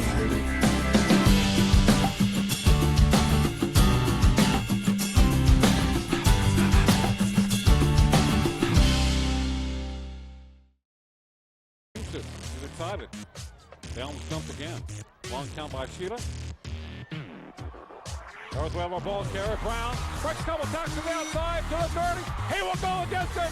40 to the 30. Will it catch him? 20, 10. No way. Touchdown, Chapter. Left. Sheila. Brown breaks to the outside. Has a block. Touchdown, Chapter. Foul. The defense will have a punt. And of course, they allow Chapter to get close enough with some. Pitch back to Brown. Has a good opening. He's to the 20-yard line. Breaks a tackle. He will go all the way. Touchdown, Chapter. At a 2nd and 11. Play action. Akita to the throw. Good protection. Fires a long downfield. Howdy is open. He's got the 40 to the 30. Touchdown. Year. Quarterback keeper. And Akita is over the plane. Touchdown, Generals.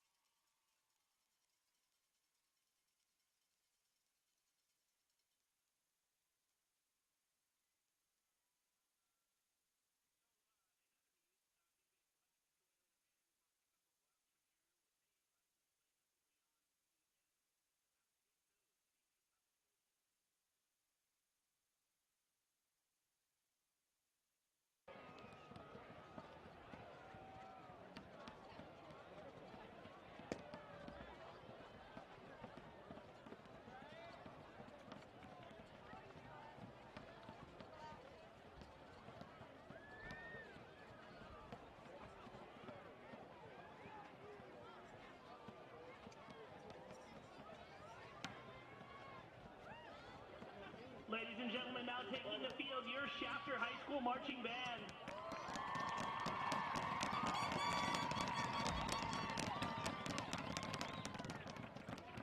Tonight they present to you their entire performance of their 2017 show, The Twilight Zone. We invite you to enter another dimension with us, but be careful. Once you check in, you may never check out. The band has performed well this year at competitions in Visalia and Ridgeview High School. Tomorrow, the band goes to Orange Cove High School, north of Visalia, to perform against the schools from Delano as well as Orosi. Please wish them luck in their parade and field competitions.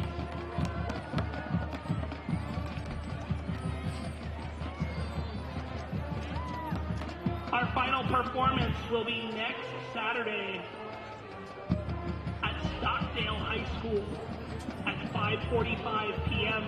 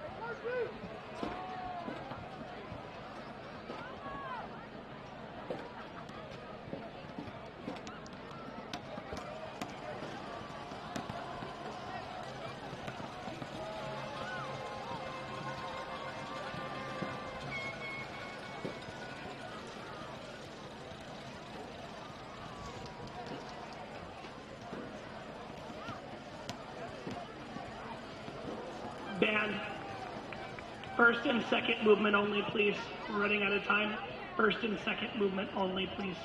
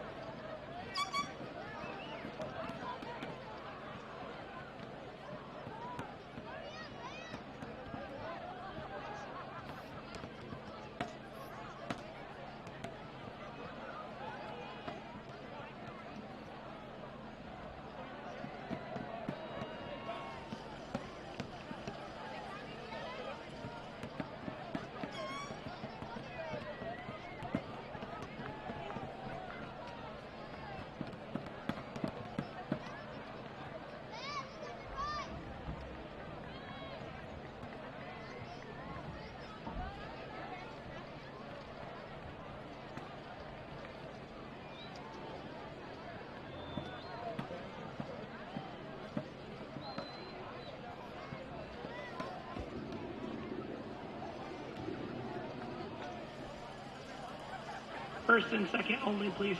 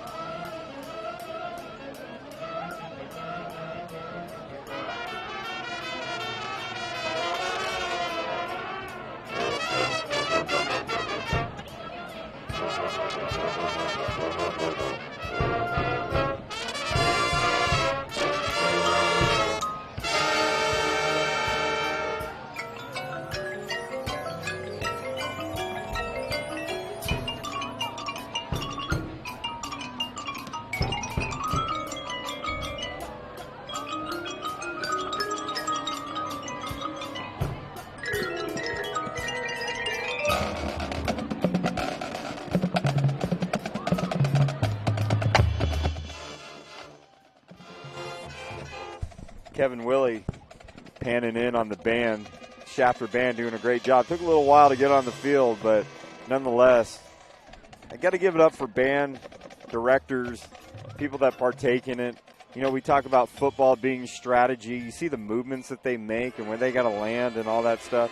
I'm always impressed with the high school bands. Got to give a shout out to Louis Amistoy, who is one of our people that we have that shoot photography. He does a great job not only of athletics, but he captures the color guard and the band.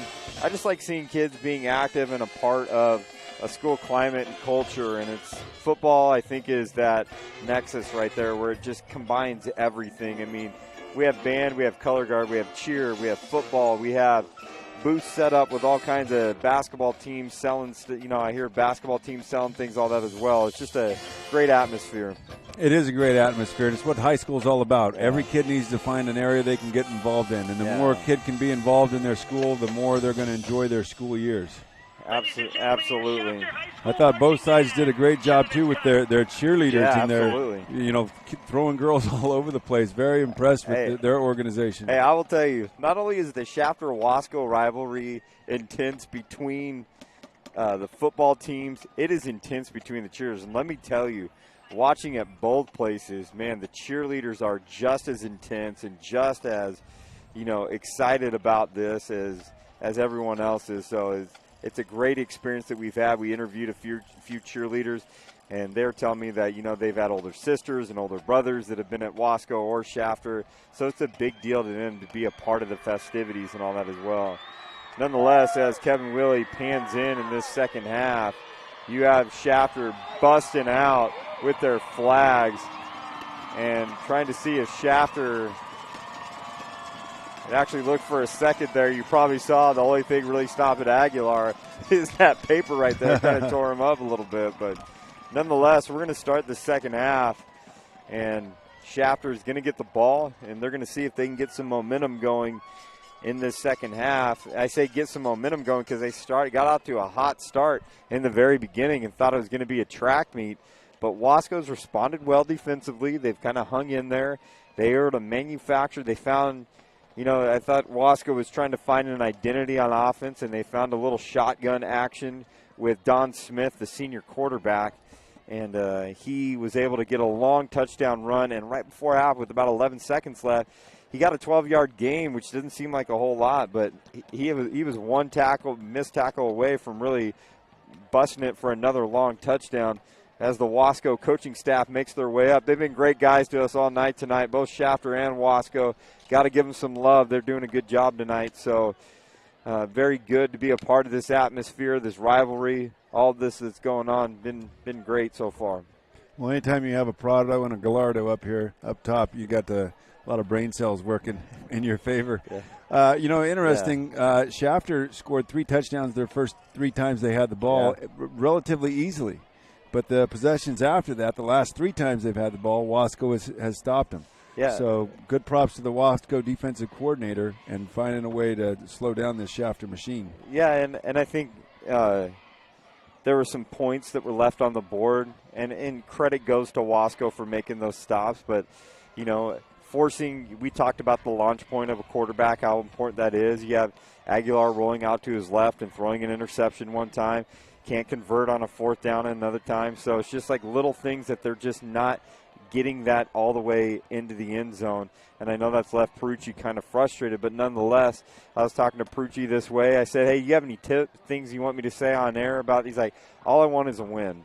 That's all he wants from them is a win. And this game is personal for Coach Perucci. You talked about that, 92-93. He was a Shafter general himself, and he won both his junior and senior year. He remembers that, those games that stand out.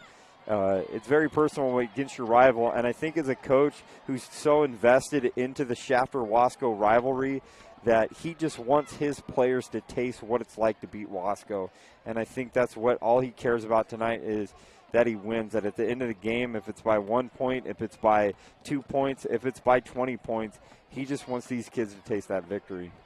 Well, Shafter is such a unique town in and of itself. It's produced some of the best coaches that Kern County's had, from Jan Stubbe to Brian Nixon to Gerald Perucci now, all guys from Shafter. Yeah. Pretty impressive resume by all three of those guys.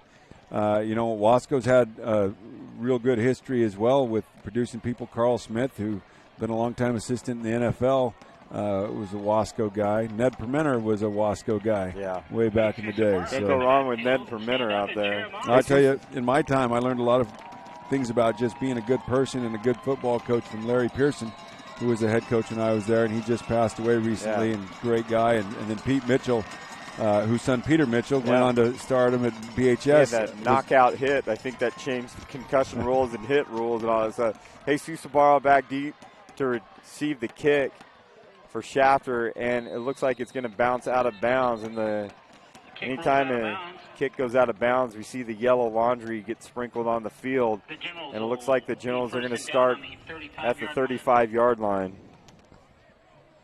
I know you've been wanting to tell the world this because we're talking about rivalry week, and I know you look at your phone, and Coach Cornford doesn't look at his phone often, except for this week he's been looking at it nonstop because, and for ladies and gentlemen, it's Lompoc, not Lompoc.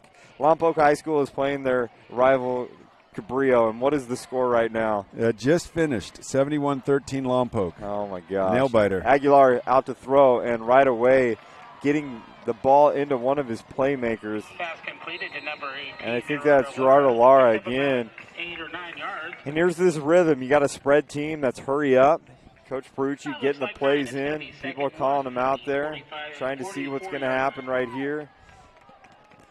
Well, this trips formation is one that they've done a ton of damage in, getting some space for their playmakers. Wasco has adjusted. They went out of their pure cover 3, slid the safety over to help with it.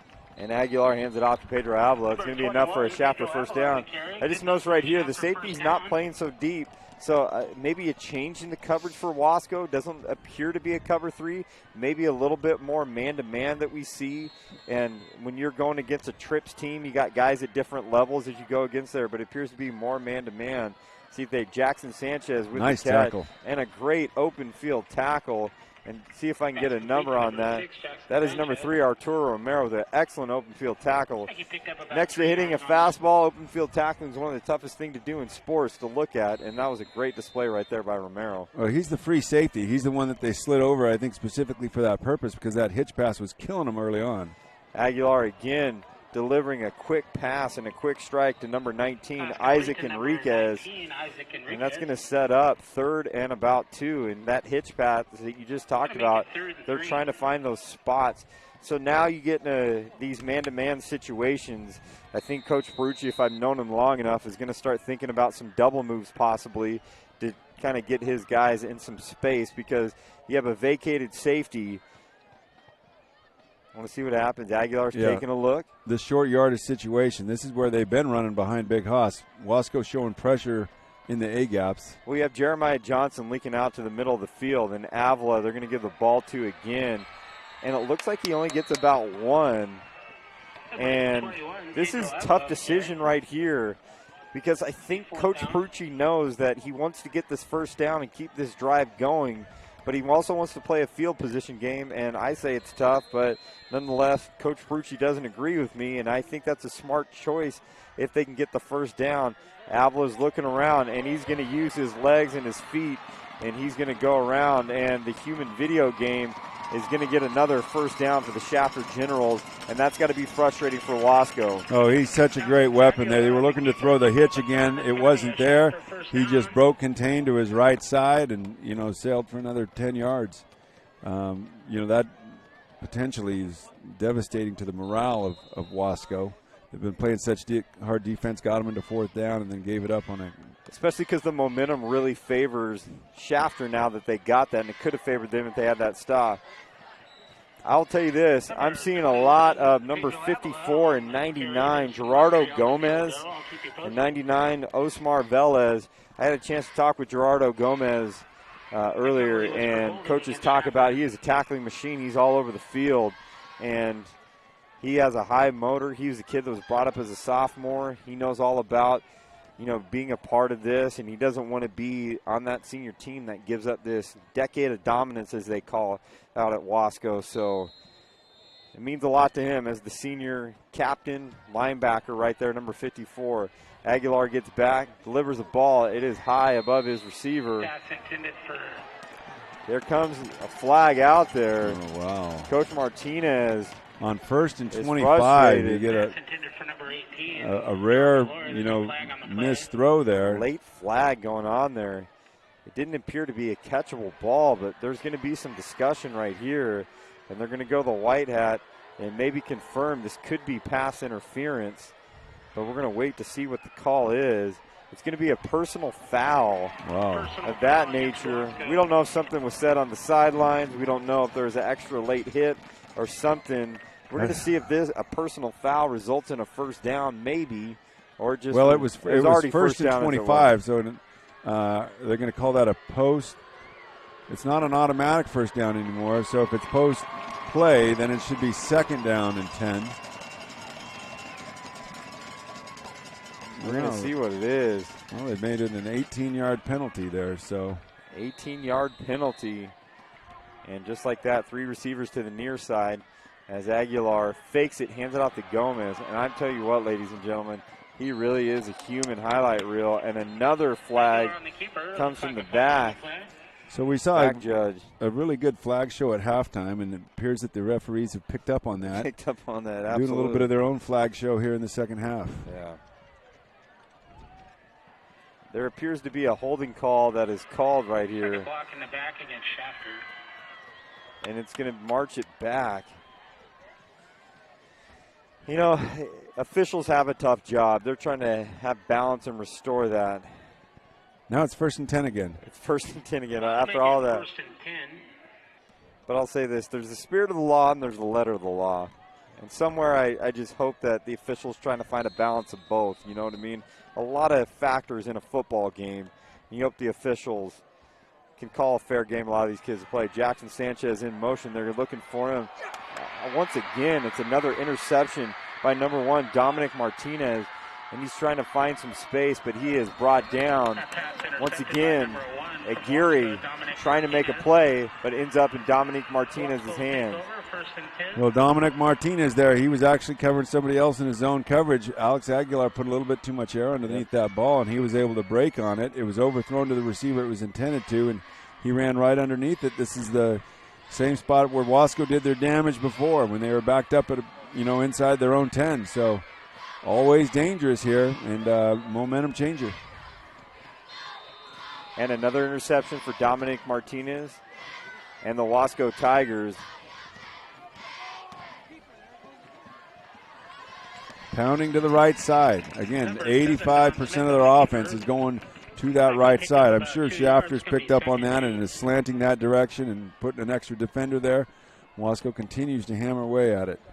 And you talk about that right side. The first 3 plays of the game were to the right side, and we're creatures of habit. And sometimes when your offensive line is down, you want to get behind your strength and your dudes. And you see number 99, Osmar Velez, is probably their best lineman, and they're going to try and get right behind him. You know, it's a common practice in high school football. You try to stay away from it. You try to have balance along the line. My first year, I was at Foothill High School, and there was big Isaac Quiros, and he was a stud for the Foothill Trojans. And literally, last minute, he'd get in the huddle, and if he would go right, he played right tackle if we were running right. If we were running left, he played left tackle. I mean, everybody kind of knew where it was going to go, but you get behind your best player, and Wasco's doing the same. Once again, another run play going off to the right, and Shafter makes a big pile, but nonetheless, great running. Lopez is running the ball tough. He's been kind of a back they've been getting on, that they've been trying to get running in this kind of double wing stuff. One of the coaches at Wasco, I heard a name I hadn't heard in a while, Austin Tiarina, and hopefully I'm giving that name justice, but I remember him a few years ago being one of the dominant forces in those Valley Championship runs that they had. Definitely a tough kid to look at, and he's coaching now with Wasco. Here goes Wasco, single wing to the right, and a rare pass play, and a lot of holding going on there, and I think that's going to be pass interference. Jackson Sanchez is holding to a lot of jersey. Pass incomplete, flag on the play. You're going to see what they're going to call. I know the Wasco coaches up here are pretty excited, but this might be against them. Nope. Actually, going to call it. It's going to be on Jackson Sanchez right there. But again, you get that one-on-one matchup all day long. You know, you get your guy out there, put the ball up. Got to give it to Don Smith, giving his guy an opportunity. And sometimes I bet these high school kids wish this was NFL rules, so it was a spot foul rather than just the 15-yarder right here. Nonetheless, Wasco, a little bit of momentum in their favor. I think the Wasco-Shafter game, you always got to know you have an opportunity to pull ahead a little bit. You do so. Shafter just hasn't been able to get over that 19-point hump, per se. Single wing again to the right. Heavy unbalance. Ooh. Kind of a reverse. That was a shovel pass. That should be an incompletion, yeah. The referee got it right. They're going to call it. They're going to get it on there. Ball ends up on the ground. Trying to get a little tricky there. Mix things up. I love the shuffle pass in fantasy football because Deshaun Watson, and I know he's out for the rest of the season, but Deshaun Watson got me a whole bunch of points off the shuffle pass, even though it should be a run right there. But incomplete pass, I agree with it wholeheartedly. I'm glad the official has picked up on that forward pass. Nonetheless, that shuffle pass, kind of the new sexy play that you see in high school and in college and even in the NFL. It's a great way to kind of misconstrue. Double tight, Lopez again, underneath handoff. A lot of trickeration when you get into these double wing teams. Yeah, Lopez actually kept that one. Yeah, actually kept that. That's actually Don Smith, their quarterback, on the keeper going on that. You got a lot of plays. You got Lopez in motion. You got inside handoffs, but the quarterback ends up having it. Picked up a couple of yards on that. I think he only picked up a couple of yards because he was dizzy from all that spinning right there, kind of going around that double wing. But double wing, what we see is kind of misdirection and kind of trickeration a little bit. Well, I think that in the true double wing, you know, you pride yourself on that power. If you have to trick people, you might be grasping at straws a little bit. You know, when they were winning Valley Championships with the Isaiah Sharp running the ball at people, they had awesome offensive lines that really did overpower people. Double wing going back is Don Smith again, and they're picking on Jackson Sanchez right there, and they may have found something, a big play. Pass complete to number 1, Dominic Martinez. Dominic Martinez is having some big plays for the Wasco Tigers tonight. Both interceptions and a big reception right there. Well, again, he's getting one-on-one matchup. There's no safety help out there. There's one route that he's running. That's a fade. And when he gets a good pass thrown up to him, he's making a good play on the ball. No need for him to go in the huddle. He's only doing one thing.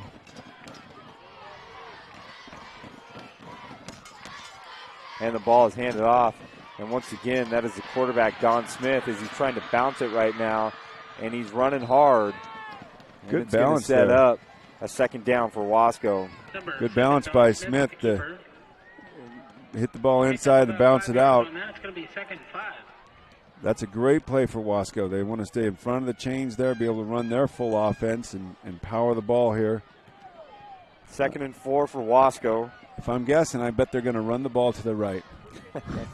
You're better. Even if it's the short side of the field, they're still going to run the ball to the right, and they keep going there. And it's something they got to keep going. Double wing coming. Oh, I lost that bet. You lost that bet. You owe me dinner. Ball's on the ground. Ball's on the ground. It looks like Wasco. Nope, it's going to be Shafter, I think, is going to get that ball. And just like that, ladies and gentlemen, number 18, Gerardo Lara, with the fumble recovery. Actually, it's going to be number 21, Pedro Avila. And what a momentum change when everything seems to be going Wasco's way. A big play right there. That's a huge play for Shafter. And I think their goal right now is they need points on the board. Yeah, that was a huge play because Wasco was working that ball down the field. That was a 65-yard drive for them, to end up with nothing on. I guess that's what they get for going left. They were passing the ball. Yeah, exactly. You hit it right on the head. They were passing the ball well. They were running the ball well. They were doing all that just like that. One thing I got to say, what I like about Shafter Wasco, I see Greg Kerr down there, and he's with KBAK. 23 ABC News is down there. I've seen 17 KGET down here. The Bakersfield Californians downstairs writing an article. I like that the Kern County community media outlets are responding to such a big rivalry. That is such a big thing to look at, all rallying around. There's a lot of schools that we have to cover, but I think glad that we bring relevance to this rivalry. Such a big deal. Shafter gets a decent little gain, second and third. Aguilar with a double move that we've talked about earlier. And ooh. That appeared to be a touchdown. That would have been 6 for Gerardo Lara. And we talked about that man coverage. I brought that up earlier in the broadcast. Cover 3, you dink and dunk and find the spaces. When you get man opportunities, there's going to be those man opportunities. There's going to be times where you're going to do double moves like that. Well, that was 2nd and 3, a perfect time to do a play like that. You figure you can convert it, make them jump off sides. Absolutely. They're a little jumpy right now because they want to get at them. I'll say this, there's a perfect opportunity for a double move every play, not just second down. Spoken like a true quarterback, huh? Let's do those fun plays all the time. Yeah, go deep. Yeah, absolutely. Gunslinging, Brett Favre, that's what we love. Alex Aguilar in the gun, 3 receivers to the left, kind of running the RPO. Man, he's just such an elusive, tough runner to look at. Well, in Wasco, we had said that they had to get out of their just base cover 3 more often. And what we're seeing is they're sending at least one linebacker each time. And they're rolling into the man coverage over here. And I think it's been effective. I think the numbers would speak to that, too. Aguilar handing off to Avila. And Avila's had some tough runs for Shafter. Jackson Sanchez has been kind of quiet. He had a huge first quarter with some plays going on there, but nonetheless, it's been a pretty quiet second, third quarter. Got 4 minutes and 20 seconds in counting, but let's see if Jackson Sanchez can get involved again. Jackson's the guy that's been playing corner out there and having to cover man-to-man each play, so there is a chance he's a little fatigued. A lot of pressure on a sophomore, but Coach Ferrucci sees a lot of talent in him, and man, at just a sophomore, he's going to get bigger, faster, stronger these next few years. Excited to see Jackson Sanchez. Aguilar again, handing the ball off, and that's to number 8, Emilio Villagran. And you got Villagran, and you got Pedro Avila. Kind of thunder lightning kind of look right there. He brings a little bit more physicality. Avila brings a little bit more of that kind of leverage scat back type to get on there. 3 receivers to the near side, all at different levels. In motion again. Designed quarterback run the whole time. And not only is he headsy, and not only is he savvy, he's tough. I mean, that was a tough run right there to look at. He has been able to beat him with his legs in so many different ways of getting out of bounds. But right there, man, he just lowered his head and went right after it. It makes him so dynamic. Well, you can't question his heart and his leadership, I think, Leadership starts with performance, and he certainly lays it all on the line there. And this line is doing a really good job with their zone footwork. And just under 3 minutes and counting, setting up a little slip screen right there. Well read by the Wasco Tigers. Absolutely well read. Not only that you had a committed D-line, because sometimes coaches teach that the D-line, if they're beat, they got to turn around and find something. But if you have good corner play on the back reading that, hey, put all the pressure on a quarterback to make him throw a bad ball, and that's exactly what the Wasco Tigers did right there. 2 minutes, 51 seconds left on the clock. Huge play here for the Tigers. They could get the ball in decent field position with a stop here. But Shafter has owned these short yardage situations. And Aguilar is going to look to dive forward, and he does, and that appears to be enough for a Shafter first down. It's going to be close. It appears, I think this has got to be measured, but it's tough to tell from where we're at if that's a first down or not, and the officials are going to bring the chains out. Kevin Willie, thumbs up, first down. Yeah, he can't tell. He's a little nervous right here as he's looking at it. Get the credit card out. See if you can slide it between the football and the chain. This is a big measurement right here to see where they're going to go. You got to see if this is actually going to be a first down or not.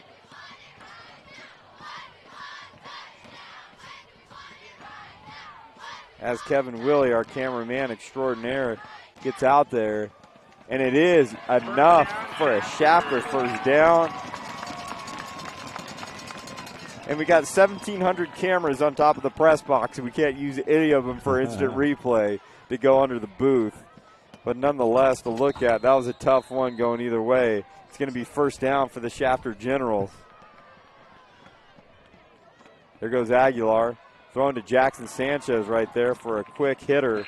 And it's going to be 4. So if Wasco's going to try and run, and Dink and, run 3 or 4 yards of pop, then you're going to see Jackson Sanchez and the Shafter Generals, they're 4 or 5 yards pop, those quick hitches to set up deeper plays. Yeah, it's really one of those things, their offense, if they give it to you, you hit it every time. There's the shovel pass again. Great shovel pass right there. Nice Great tackle. setup. Way to finish Great that. Tackles, doing all that. But another few yard gain is going to set up third and very, very manageable. And I'll say this for Shafter, this is 4-yard territory right here. Trying to see who's on the dirt, and is that Big Haas that's on the dirt? I think it may be. Tough kid. But that is a big blow if that's Big Haas on the ground. They got their backup center taking some snaps right now, getting warmed up. I mean, that's such a critical position for, making your line calls and setting protections. Setting protections, but also we've seen this often enough in these teams that get in the spread, that center QB exchange, and if the ball, the timing, especially spread teams are predicated on timing and tempo and all that, it's just you're hoping that, you don't lose timing when you bring the next guy up.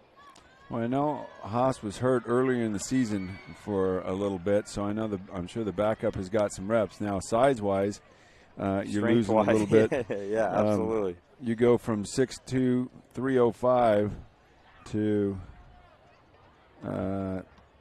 not even mentioned in not even mentioned in Max Press. We're looking in the at program right there.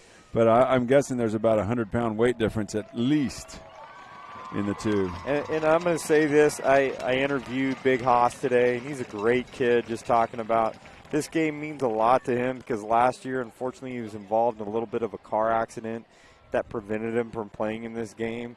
So I know in his heart he's going to try and toughen this out, get back in the game. This game means too much to him because he missed it last year, and he wants to be a part of that team, that change, that decade of dominance that Wasco's had over them. He wants to be over there. He's a great kid.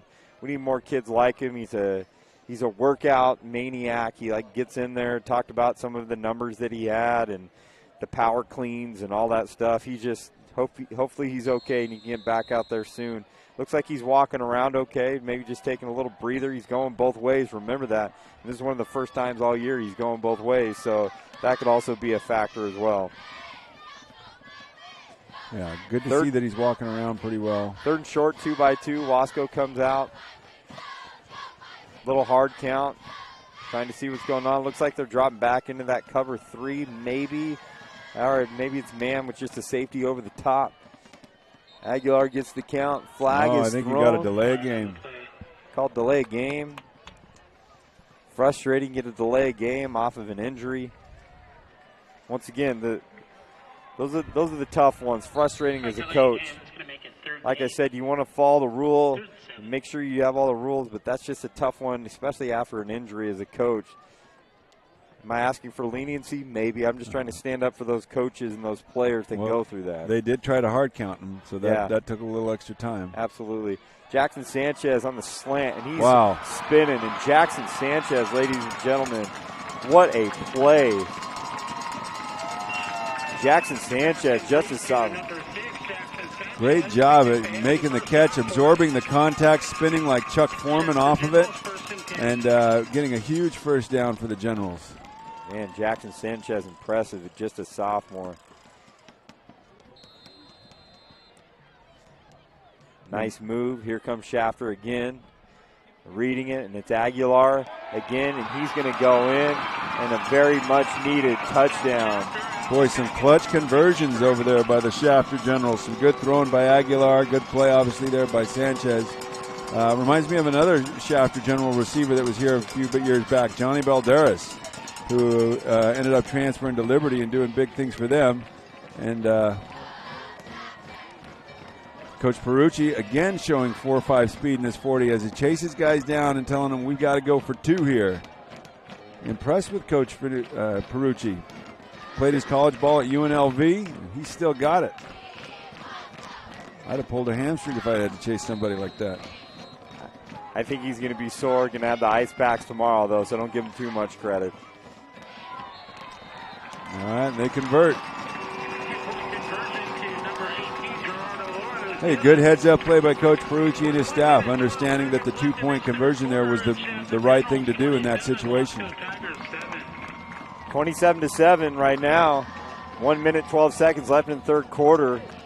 Looking for history right here are the Shafter Generals as they're trying to look at end a 10-year drought or a decade of domination, as Wasco called it, over them.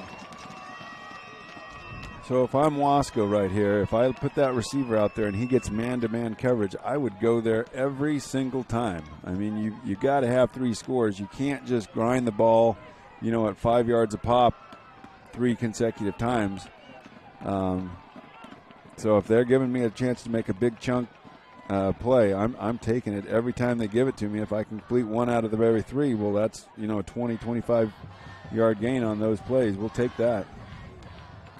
Shafter up 20, and I can feel the energy on this side. Shafter's been waiting for this moment for a decade.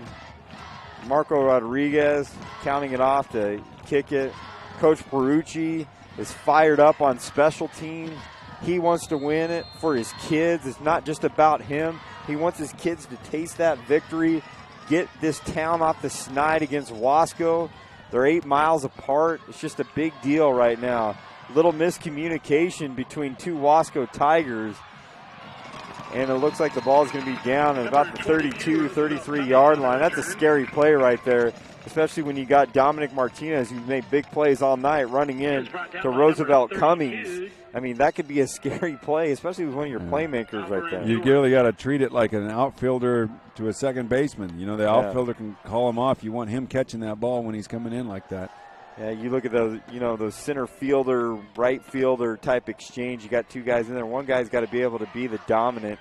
And usually, I don't know why I remember this, and I didn't even play kick return, but it's usually the left guy. We always said he was the center fielder. And so if the left guy called off, our right receiver, our right returner, he called him off, and that was he had the dominant. He called him our center fielder right there. I always had my best guy make the call because if in doubt, I wanted him calling for it. And here Shafter rolled the safety over there. Shafter rolled the safety over the top, and that is a big sack by number 45, and that is going to be Jacob Espinoza with a big Shafter General sack. So again, the game of chess where you're thinking about what Wasco can do to have a chance. Well, Shafter recognizes that also. They play it 2 deep, which you don't typically see against a double wing team, but you're up 20 points on the double wing team with just about 12 minutes and 30 seconds left in the game. So good move by Shafter rolling the safety over there.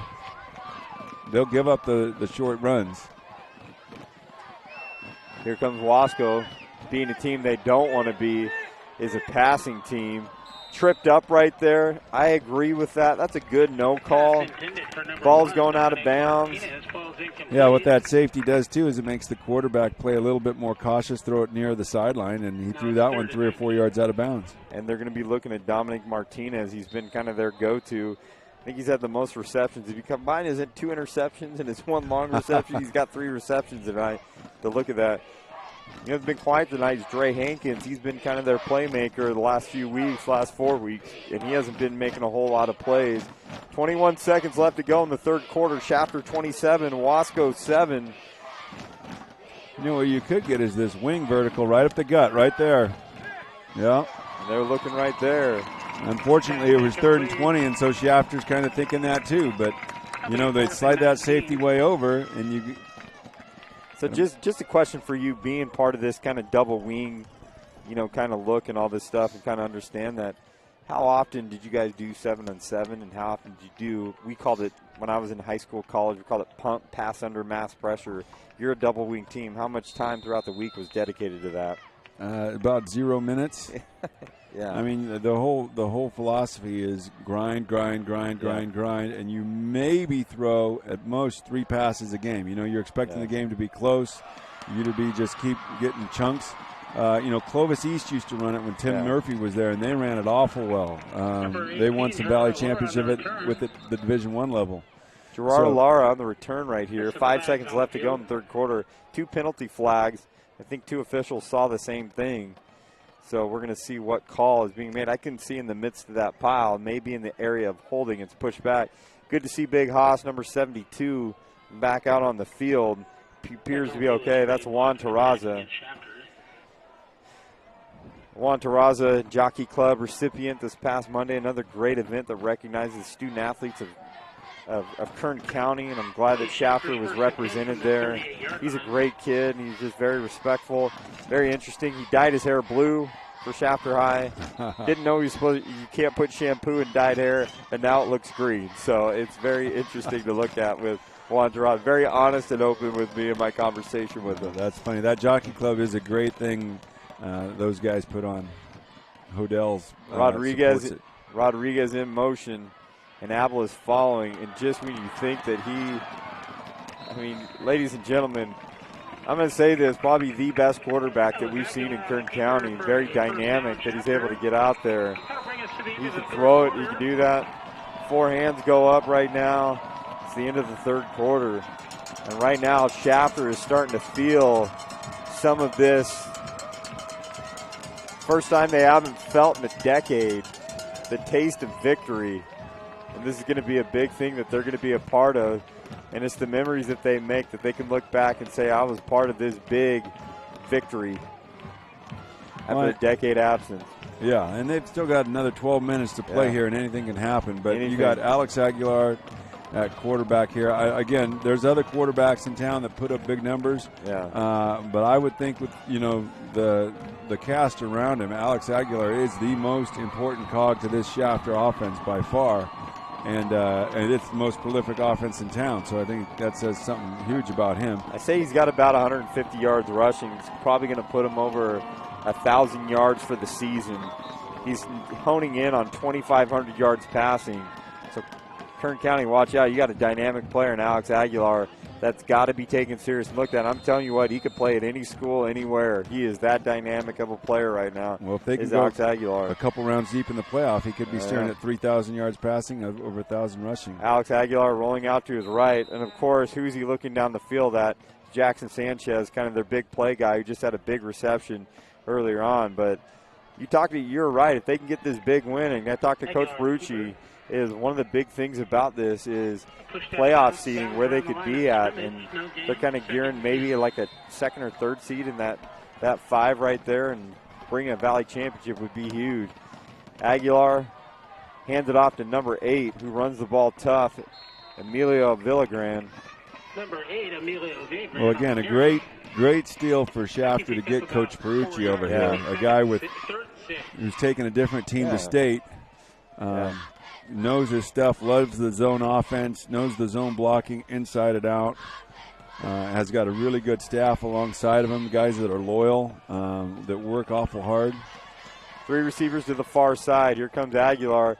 Wasco bringing the blitz, and what a shock. You're saying, what's Wasco going to do? Run right. When Shafter passes, who are they going to throw it to? Jackson Sanchez. They have other receivers out there, but that's kind of the go-to that he's looking for in those key spots in the middle of the field and little areas. They definitely get them out there. If it was basketball, you need to change your defense to a box and one. Yeah, absolutely. Looks like Wasco's going to creep up. No safeties. And the ball's handed off to number 8, Villagran again. And they're getting 4 or 5 yards. I mean, Chapter's doing what Wasco wants to do. And they have a long drive right here. And they're going to try and put another 7 up on the board. Well, what this tempo does when you picked up a couple first downs and these guys have been pass rushing snap after snap is it gets you pretty tired pretty fast. And I think we're looking at a tired Wasco defense right now. 2nd and 5. And when you're tired, you make mental mistakes. Absolutely. We got the athletic director down there, Brian Feaster, and his T-shirt gun. He said he was going to try and shoot one up here. I don't know if he sees us or anything, but hopefully he can get that. We'll get back onto the field, but let's see if he can launch one. He's going to look our way. I'm going to try and flag him down. I don't even think he's looking. It's amazing how competitive people get over a T-shirt. Yeah, it's a big deal around these parts. Oh, that thing's got some juice to it. Definitely does. Clock is running, 10 minutes, 35 seconds. 3 receivers to the far side. Villagran goes out in motion, and this RPO right here, and almost a touchdown if he stays on his feet.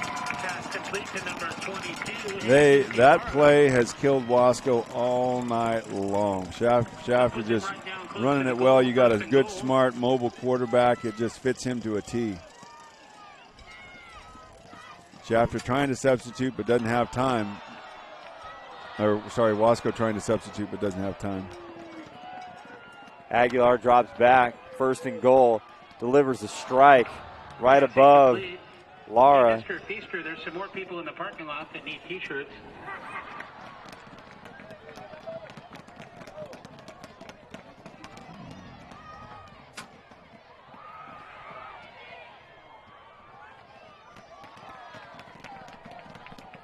Second and goal, 10 minutes, 17 seconds left.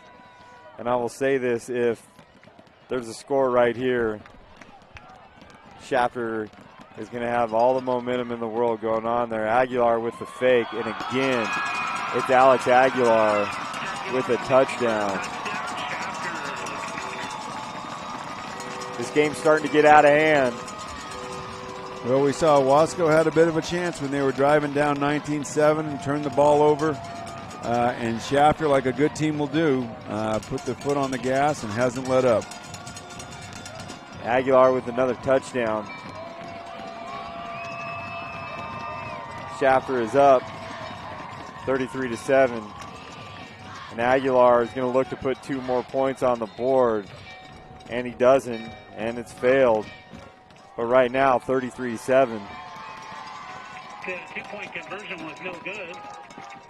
So the score stands, Shafter 33, Wasco 7 with 10 minutes and 13 seconds left in the game.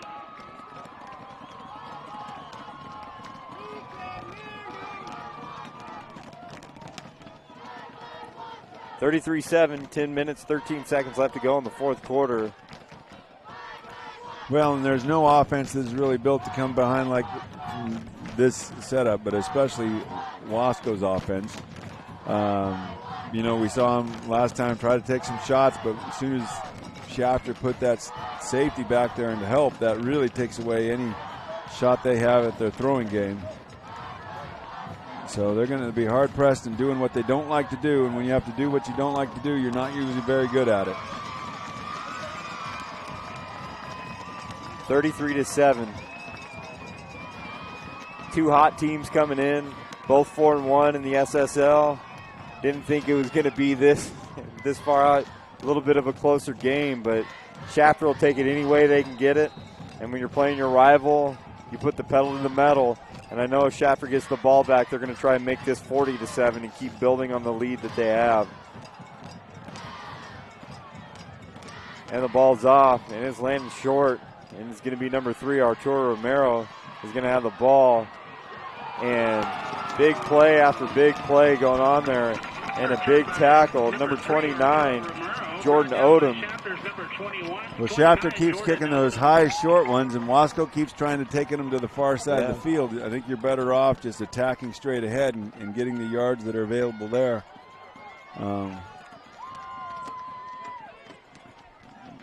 But we'll see what Wasco decides to do here. 10 minutes, 7 seconds left to go in the fourth quarter.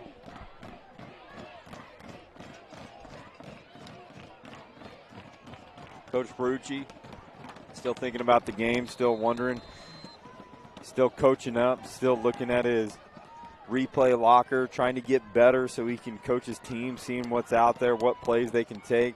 Now we're coming out into a formation we haven't seen all night, a little bit of a spread action, and quarterback Don Smith throwing the ball. And I think this is what Shafter wants, is to see them. Yeah, some good pressure on that play by Rafael Zamudio, who's really come on for Coach Ferrucci. He said he was one of the most improved players, really been a difference maker. Now he gets to have a little fun turning on the juice and pass rushing. That's what those defensive ends love to do. Absolutely, especially when a team isn't predicated to get out and spread. And we could see that they're going to start to have to rely on some pass pro. They do have one-on-one at the top. Don Smith is trying to get out there. He's going to take another shot. Jackson Sanchez playing good defense right there. And this is one thing they just don't want to be. And you see Don Smith that's on the ground, a lot of pressure, a lot of option, even right when he gets rid of the ball right there. Yeah, and again, they had right in his face. They had 8 guys protecting there, but they're just not real good at pass protection. It's not something they work on a lot. Yeah. And, you can't be good at everything. And so you have to hang your hat on what your philosophy is. Wasco's philosophy is pound, pound, pound.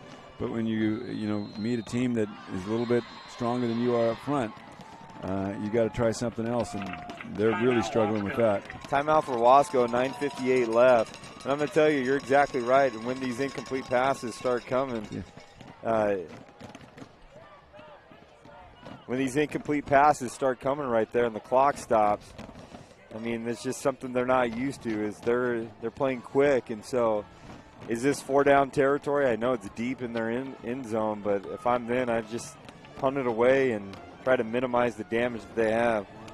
Yeah, I mean, you got a team that'll be going to the playoffs next week. They come into this game winning 4 straight, so they had some momentum. I think it's maybe a chance where you put a few backup guys in, get them a little bit of experience, get them a chance to play a little in the rivalry game and live to fight again next week.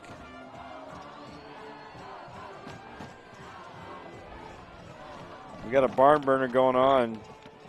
Louis Amistoy just reached out and let us know. Miramonte 21, Foothill 21, 2:58 left in the game. Wow. Each team's looking for a W.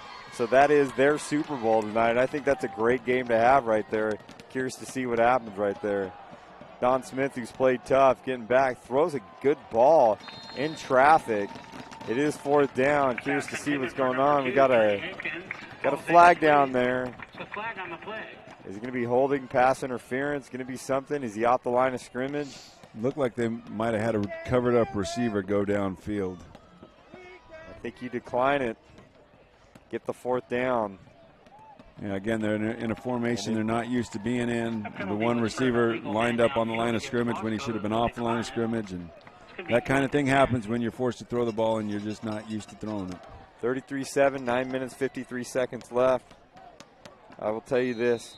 Wasco has some class acts, and this has got to be tough for them. They've done a great job. They're a gracious host to our staff, school support services, as we made our way to the rivalry there, the rivalry rally.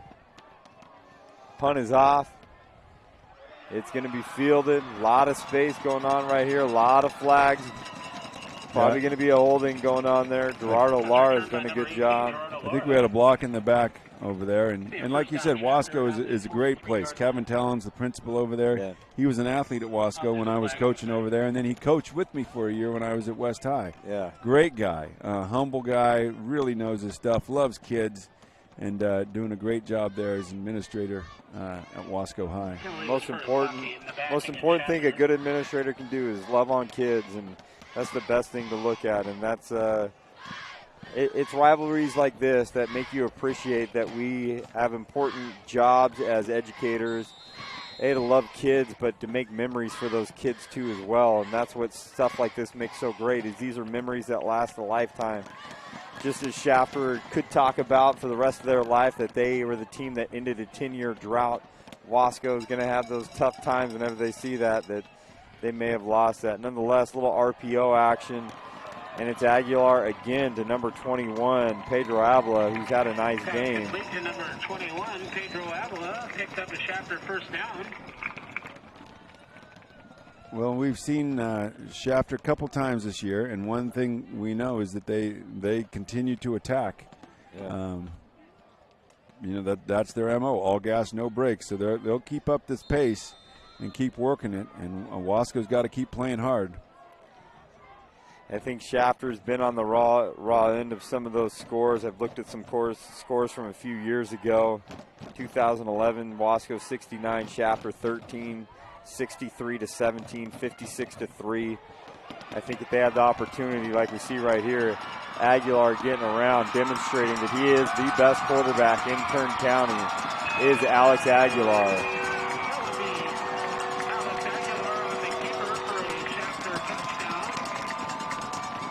Alex Aguilar with another touchdown, ladies and gentlemen, and this has been a treat to watch him tonight do what he does. He's got to have nearly 200 yards rushing tonight. Man. And he's adding on to those touchdowns, keep piling up for Aguilar. Coach Perucci, even before the season started, was talking about how good a quarterback he had and really feeling, with another inch or so that he would be a D1 guy. And again, just being a junior, got his top receiver coming back next year. The sky's the limit for the Shafter Generals. And extra point is good. Shafter 40, Wasco 7. And I'm going to tell you right now, with 9:22 left in the fourth, I don't think Perucci's quite done yet. If he can make it 47-7, I think he's going to try and make it 47-7 and bring some dominance back to Shafter High over Wasco. Well, the Wasco stands are starting to empty. Absolutely.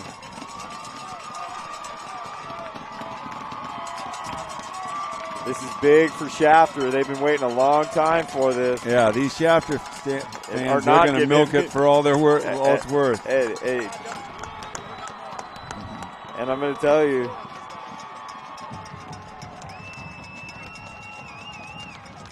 Shafter, I think, looking to make a statement here.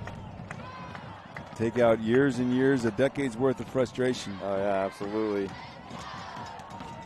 So, we have some other big games in town. Do we have any other scores? Isaiah Hill with a big TD, another great quarterback for Liberty. They're up 27-17 over BHS. So, Kern High Network's got some pretty good games for some quarterbacks going on there, as we see. Let me see if I can get some other scores for you. Isaiah Hill is just a junior as well, is that right? And a basketball player as well. And I believe Alex Aguilar also plays basketball. I could be wrong on that. Have to fact check on that, see what's going on. See if Lewis Amestoy has given us any more updates. Well, there we saw Wasco, caught the ball coming forward, went straight ahead with it, got it out past the 42-yard line. So an effective return there. Let me see if I can get some more scores of some local games that are going on right now. First down on the 42-yard line.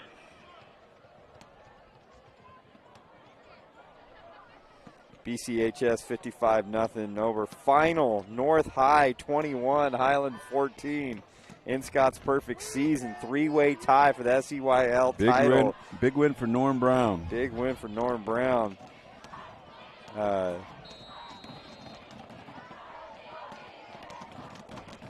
28-21 Golden Valley over East High.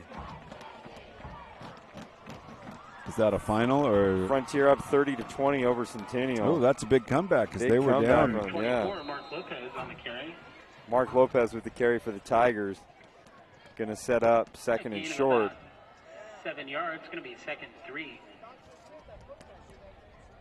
Interesting to see how this playoff picture turned out. Pay attention to CIFcentralsection.org, CIFCS.org tomorrow. All the playoffs will be announced. Also, it's interesting to note games will be played on Thursday next week due to the observance of Veterans Day. So make sure you know that games are going to be played on Thursday next week. We're going to try and live stream the game to get on there. I got to say this. I got to give a lot of credit to number 7, Don Smith. He's had a great game running the rock a little bit. So it's tough when you're getting beat to find some leverage. Coach Barucci's going to take a timeout. He does not want any Wasco points up on the board right now. He wants to keep this 40-7 so he can make it 47-7 afterward. Well, Don Smith has been carrying the load there. That's been the most effective play, is having him on run off tackle to the right side. I think Wasco is resigned. They realize their shot at winning this is non-existent. Now they want to just keep it respectable, and they're going to keep trying to grind some clock and move the chains and not worry as much about the scoreboard.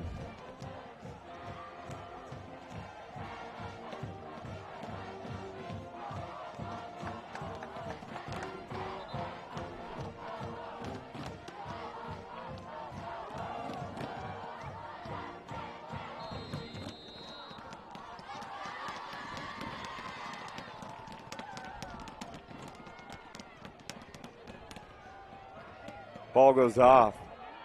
And that is an interception. However, there is laundry on the field. I'm wondering if that's going to be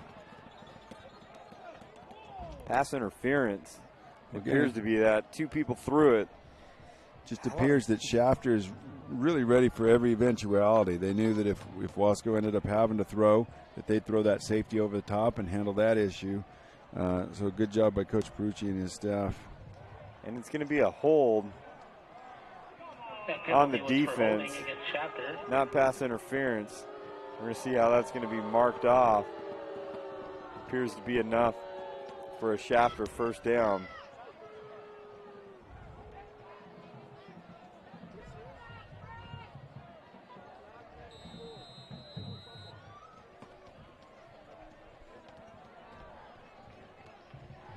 Here comes Wasco again, going to hand the ball off. Had a steady dose, number 24, Mark Lopez. Number 24, Mark Lopez on the carry. 8 minutes, 15 seconds and counting. Like you said, that Wasco side has kind of died out all along the railing. And I'm telling you right now, Shafter, I don't know if Kevin Willie at one point can get a look of all of the after this play, may get a look of all of the stands and all that. It's still packed at Shafter. They're ready for this win. Another flag coming in. A few flags going in there. Well, the back judge has got a really good arm. Yeah. He does a good job of throwing that thing. Kevin Willie, 30, 40 yards. Kevin Willie's going to go left or right now. No one's leaving in Shafter. I'm telling you that right now, ladies and gentlemen. You go left or right, this place is packed. They have been waiting a long time to get this in there. We're doing the best we can just to give you a glimpse. They're excited. Nothing they like more than seeing a good old-fashioned Shafter High win over Wasco. First down, personal foul on Shafter. Romero again with the ball. Going to try and find his way. That's actually Lopez, Mark Lopez, not Romero. Going to find his way about 3 or 4 yards. for 3 or 4 yards. And it's going to be second down. I think it's going to be 2nd and 6. Well, this is what Wasco would have loved to have been able to do. And, again, they had a shot. Down 19-7. They are moving the ball similar to this. Had a 65-yard drive until they decided to leave it on the grass for a play. Still have Juan Terraza out there. I got to give him credit, man. He's played a great game offensively. Allow that run game. They run right behind him. Good pass protection. Sets up Alex Aguilar. He's played defensively as well. And call me a genius, please. I mean, that's a big play by Big Haas with the big tackle in the backfield. Call me a genius, please. You are a genius. Well, I've found that really good football players make coaches look like geniuses. Yeah. And, Big Haas is, again, you got a quarterback that's as good as anybody in town, and you got a guy that plays on the line that is as good as anybody in town, playing at a school here in Shafter and just dominating. Nonetheless, a little toss sweep again, and a big play on the backside right there. That's number 88. That's Cody Wilson. Cody Wilson with the big play on the backside. Definitely did a great job right there. 4th and 5. 4th down. Chapter's going for it. 6 minutes and counting. Nothing Shafter wants more here than a big stop. Coach Ferrucci's talking to Coach Aguilar to get him back in the field again. Coach Aguilar, keep calling him Coach Aguilar. Alex Aguilar. Looking for the laundry, not seeing it. It seems like every time there's a pass play, seems to be a little bit of laundry. I ask everyone to go to Twitter at KHSD Athletics. A lot of replays, a lot of highlights of tonight's game. Also a great video that the Office of School Support Services and Public Information Office made on the rallies that took place today. A lot of good photography, a lot of good stuff to really hype up this event. Articles going to be written about this whole thing. That'll be coming out in the next few days. Just nothing like this Shafter-Wasco rivalry. Some people say it's the best rivalry in Kern County. I say probably in the state. I haven't seen anything like this. Just the scope of what two schools go to make sure this thing is special for people to experience. Yeah, and there's no doubt this is the best rivalry in the county. Yeah. I don't know everything about the state, but I know an awful lot about the county. And there's other big ones, and there's other teams, with more players and maybe some better players overall. But this rivalry. Aguilar on the double move, and a big play still taking place, and they're still fighting for yardage. And Aguilar again. Aguilar to Isaac Enriquez with a big first down. And so pretty clear here that Shafter wants to run the score up and pad some stats.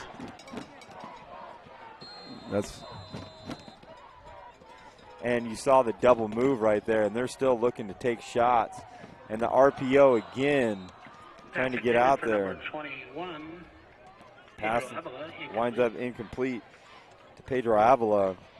But it is clear, double move on the first play. When you're backed up, they're looking to take their shots and get in there. And they're part of this team that is going to beat Wasco after a decade of domination. Somewhere in the stands there on the Wasco side is some little kid, thinking about playing in this game someday and wondering where he'll fit in. And on the same thing on the other side, there goes Alex Aguilar again.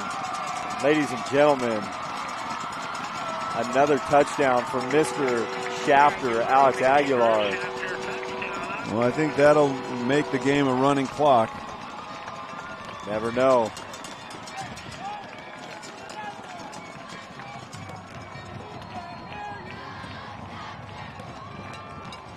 Alex Aguilar with another long touchdown. And they keep piling up.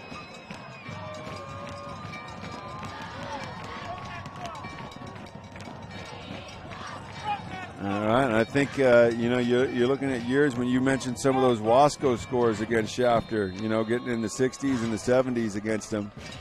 And these towns have long memories. And I think they're getting a little bit of revenge here tonight.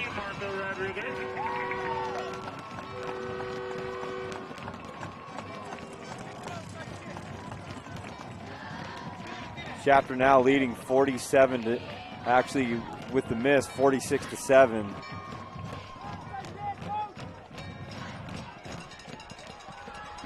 And the clock is running. Running clock over Wasco. I guess that Cornford magic isn't here anymore. Oh, man. 2 straight running clocks. 2 straight weeks, man. Running clock. You're fired. Well, won't be the first time I was fired. I can't believe you made that joke. We're trying to keep it on there. Come on, man. Nonetheless, good little celebration of That's my favorite joke all year. It's a great one. You had a good setup, man. Lobbed it up for you. 40. We're going to call the extra point good. 47-7 Shafter, putting some replays on there, trying to get some cool things on there for these kids. Celebrations, all of that as well. 47-7 Shafter over Wasco. We're on a running clock, 3:35.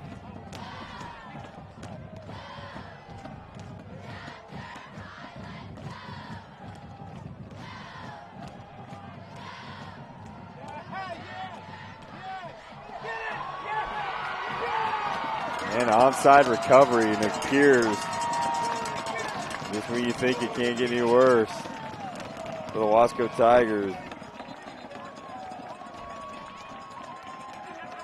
That was recovered by Shafter's. Well, like we said, I don't think hate is too strong a word to use between these two teams in this rivalry.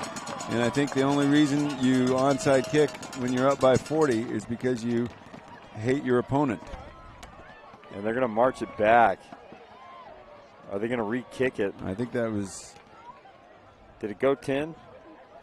It bounced off the Wasco guy over there, so it was definitely a live ball. So it must have been some kind of personal foul afterwards in there.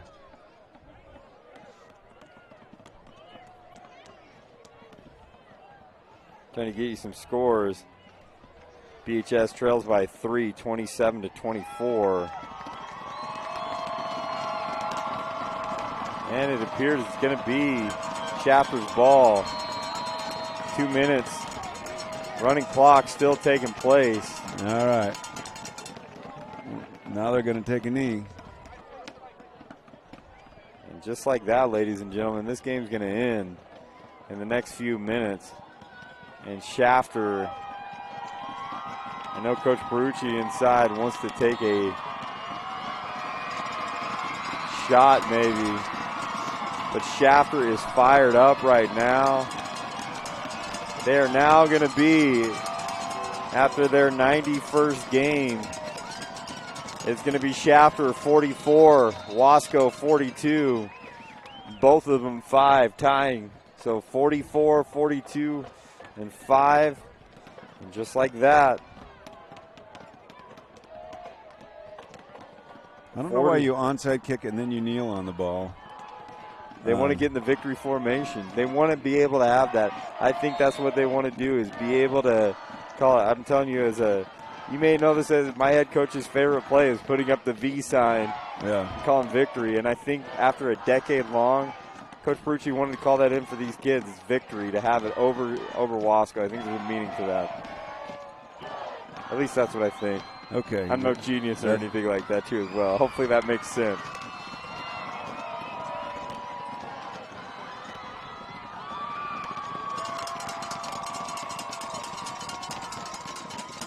.35 seconds and counting, and I think they're going to take one knee. All of Kern County's watching this, something special.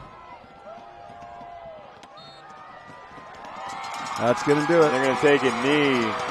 And it's madness. It's craziness. That's how they end it. And they're going to line it up. Shafter's going crazy. And deservedly so. Fireworks are going off. Fireworks going off.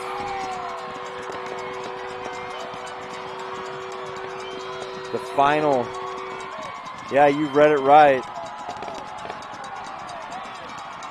All right, here come the stands emptying onto the field. All right, this is where you worry about just somebody not involved with the game saying something to somebody who was, and causing some problems. But looks like everybody's just cheering, showing good high school spirit. Man, we got a tough decision tonight. Shafter Generals 47, Wasco 7. 47-7 after 10 years. And I know Wasco hanging their head, but they did a great job. Drive safe. The stands have emptied.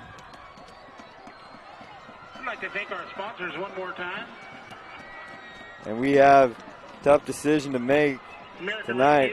Let's get right to our Tony's Pizza player of the game. Kevin, I'm going to start with you. Well, I got to say a little something first. Yeah. Shout out to my dad. Okay. He turned 90 this year, and he's a Wasco grad of 45, played football. And shout out Mr. Willie. I have to send him a report every time I do the game who wins. So, but his sister and her family, her kids all went to Shafter. So, so we kind of vote for whoever gets the ball. But I've always been an underdog kind of guy, voting for the guys on the line, and I think Aguilar did a great job as always. He did a phenomenal job, but he can't do it without the protection.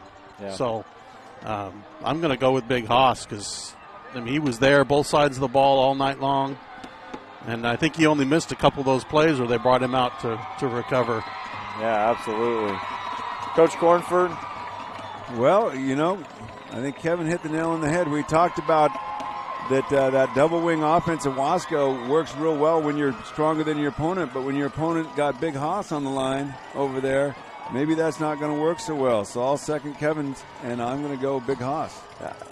And you guys have made it very, very easy tonight, and I'm going to third it because Big Haas, they have a guy that has played one side of the ball, then he has to turn around and play a second side of the ball when he hasn't done it all year.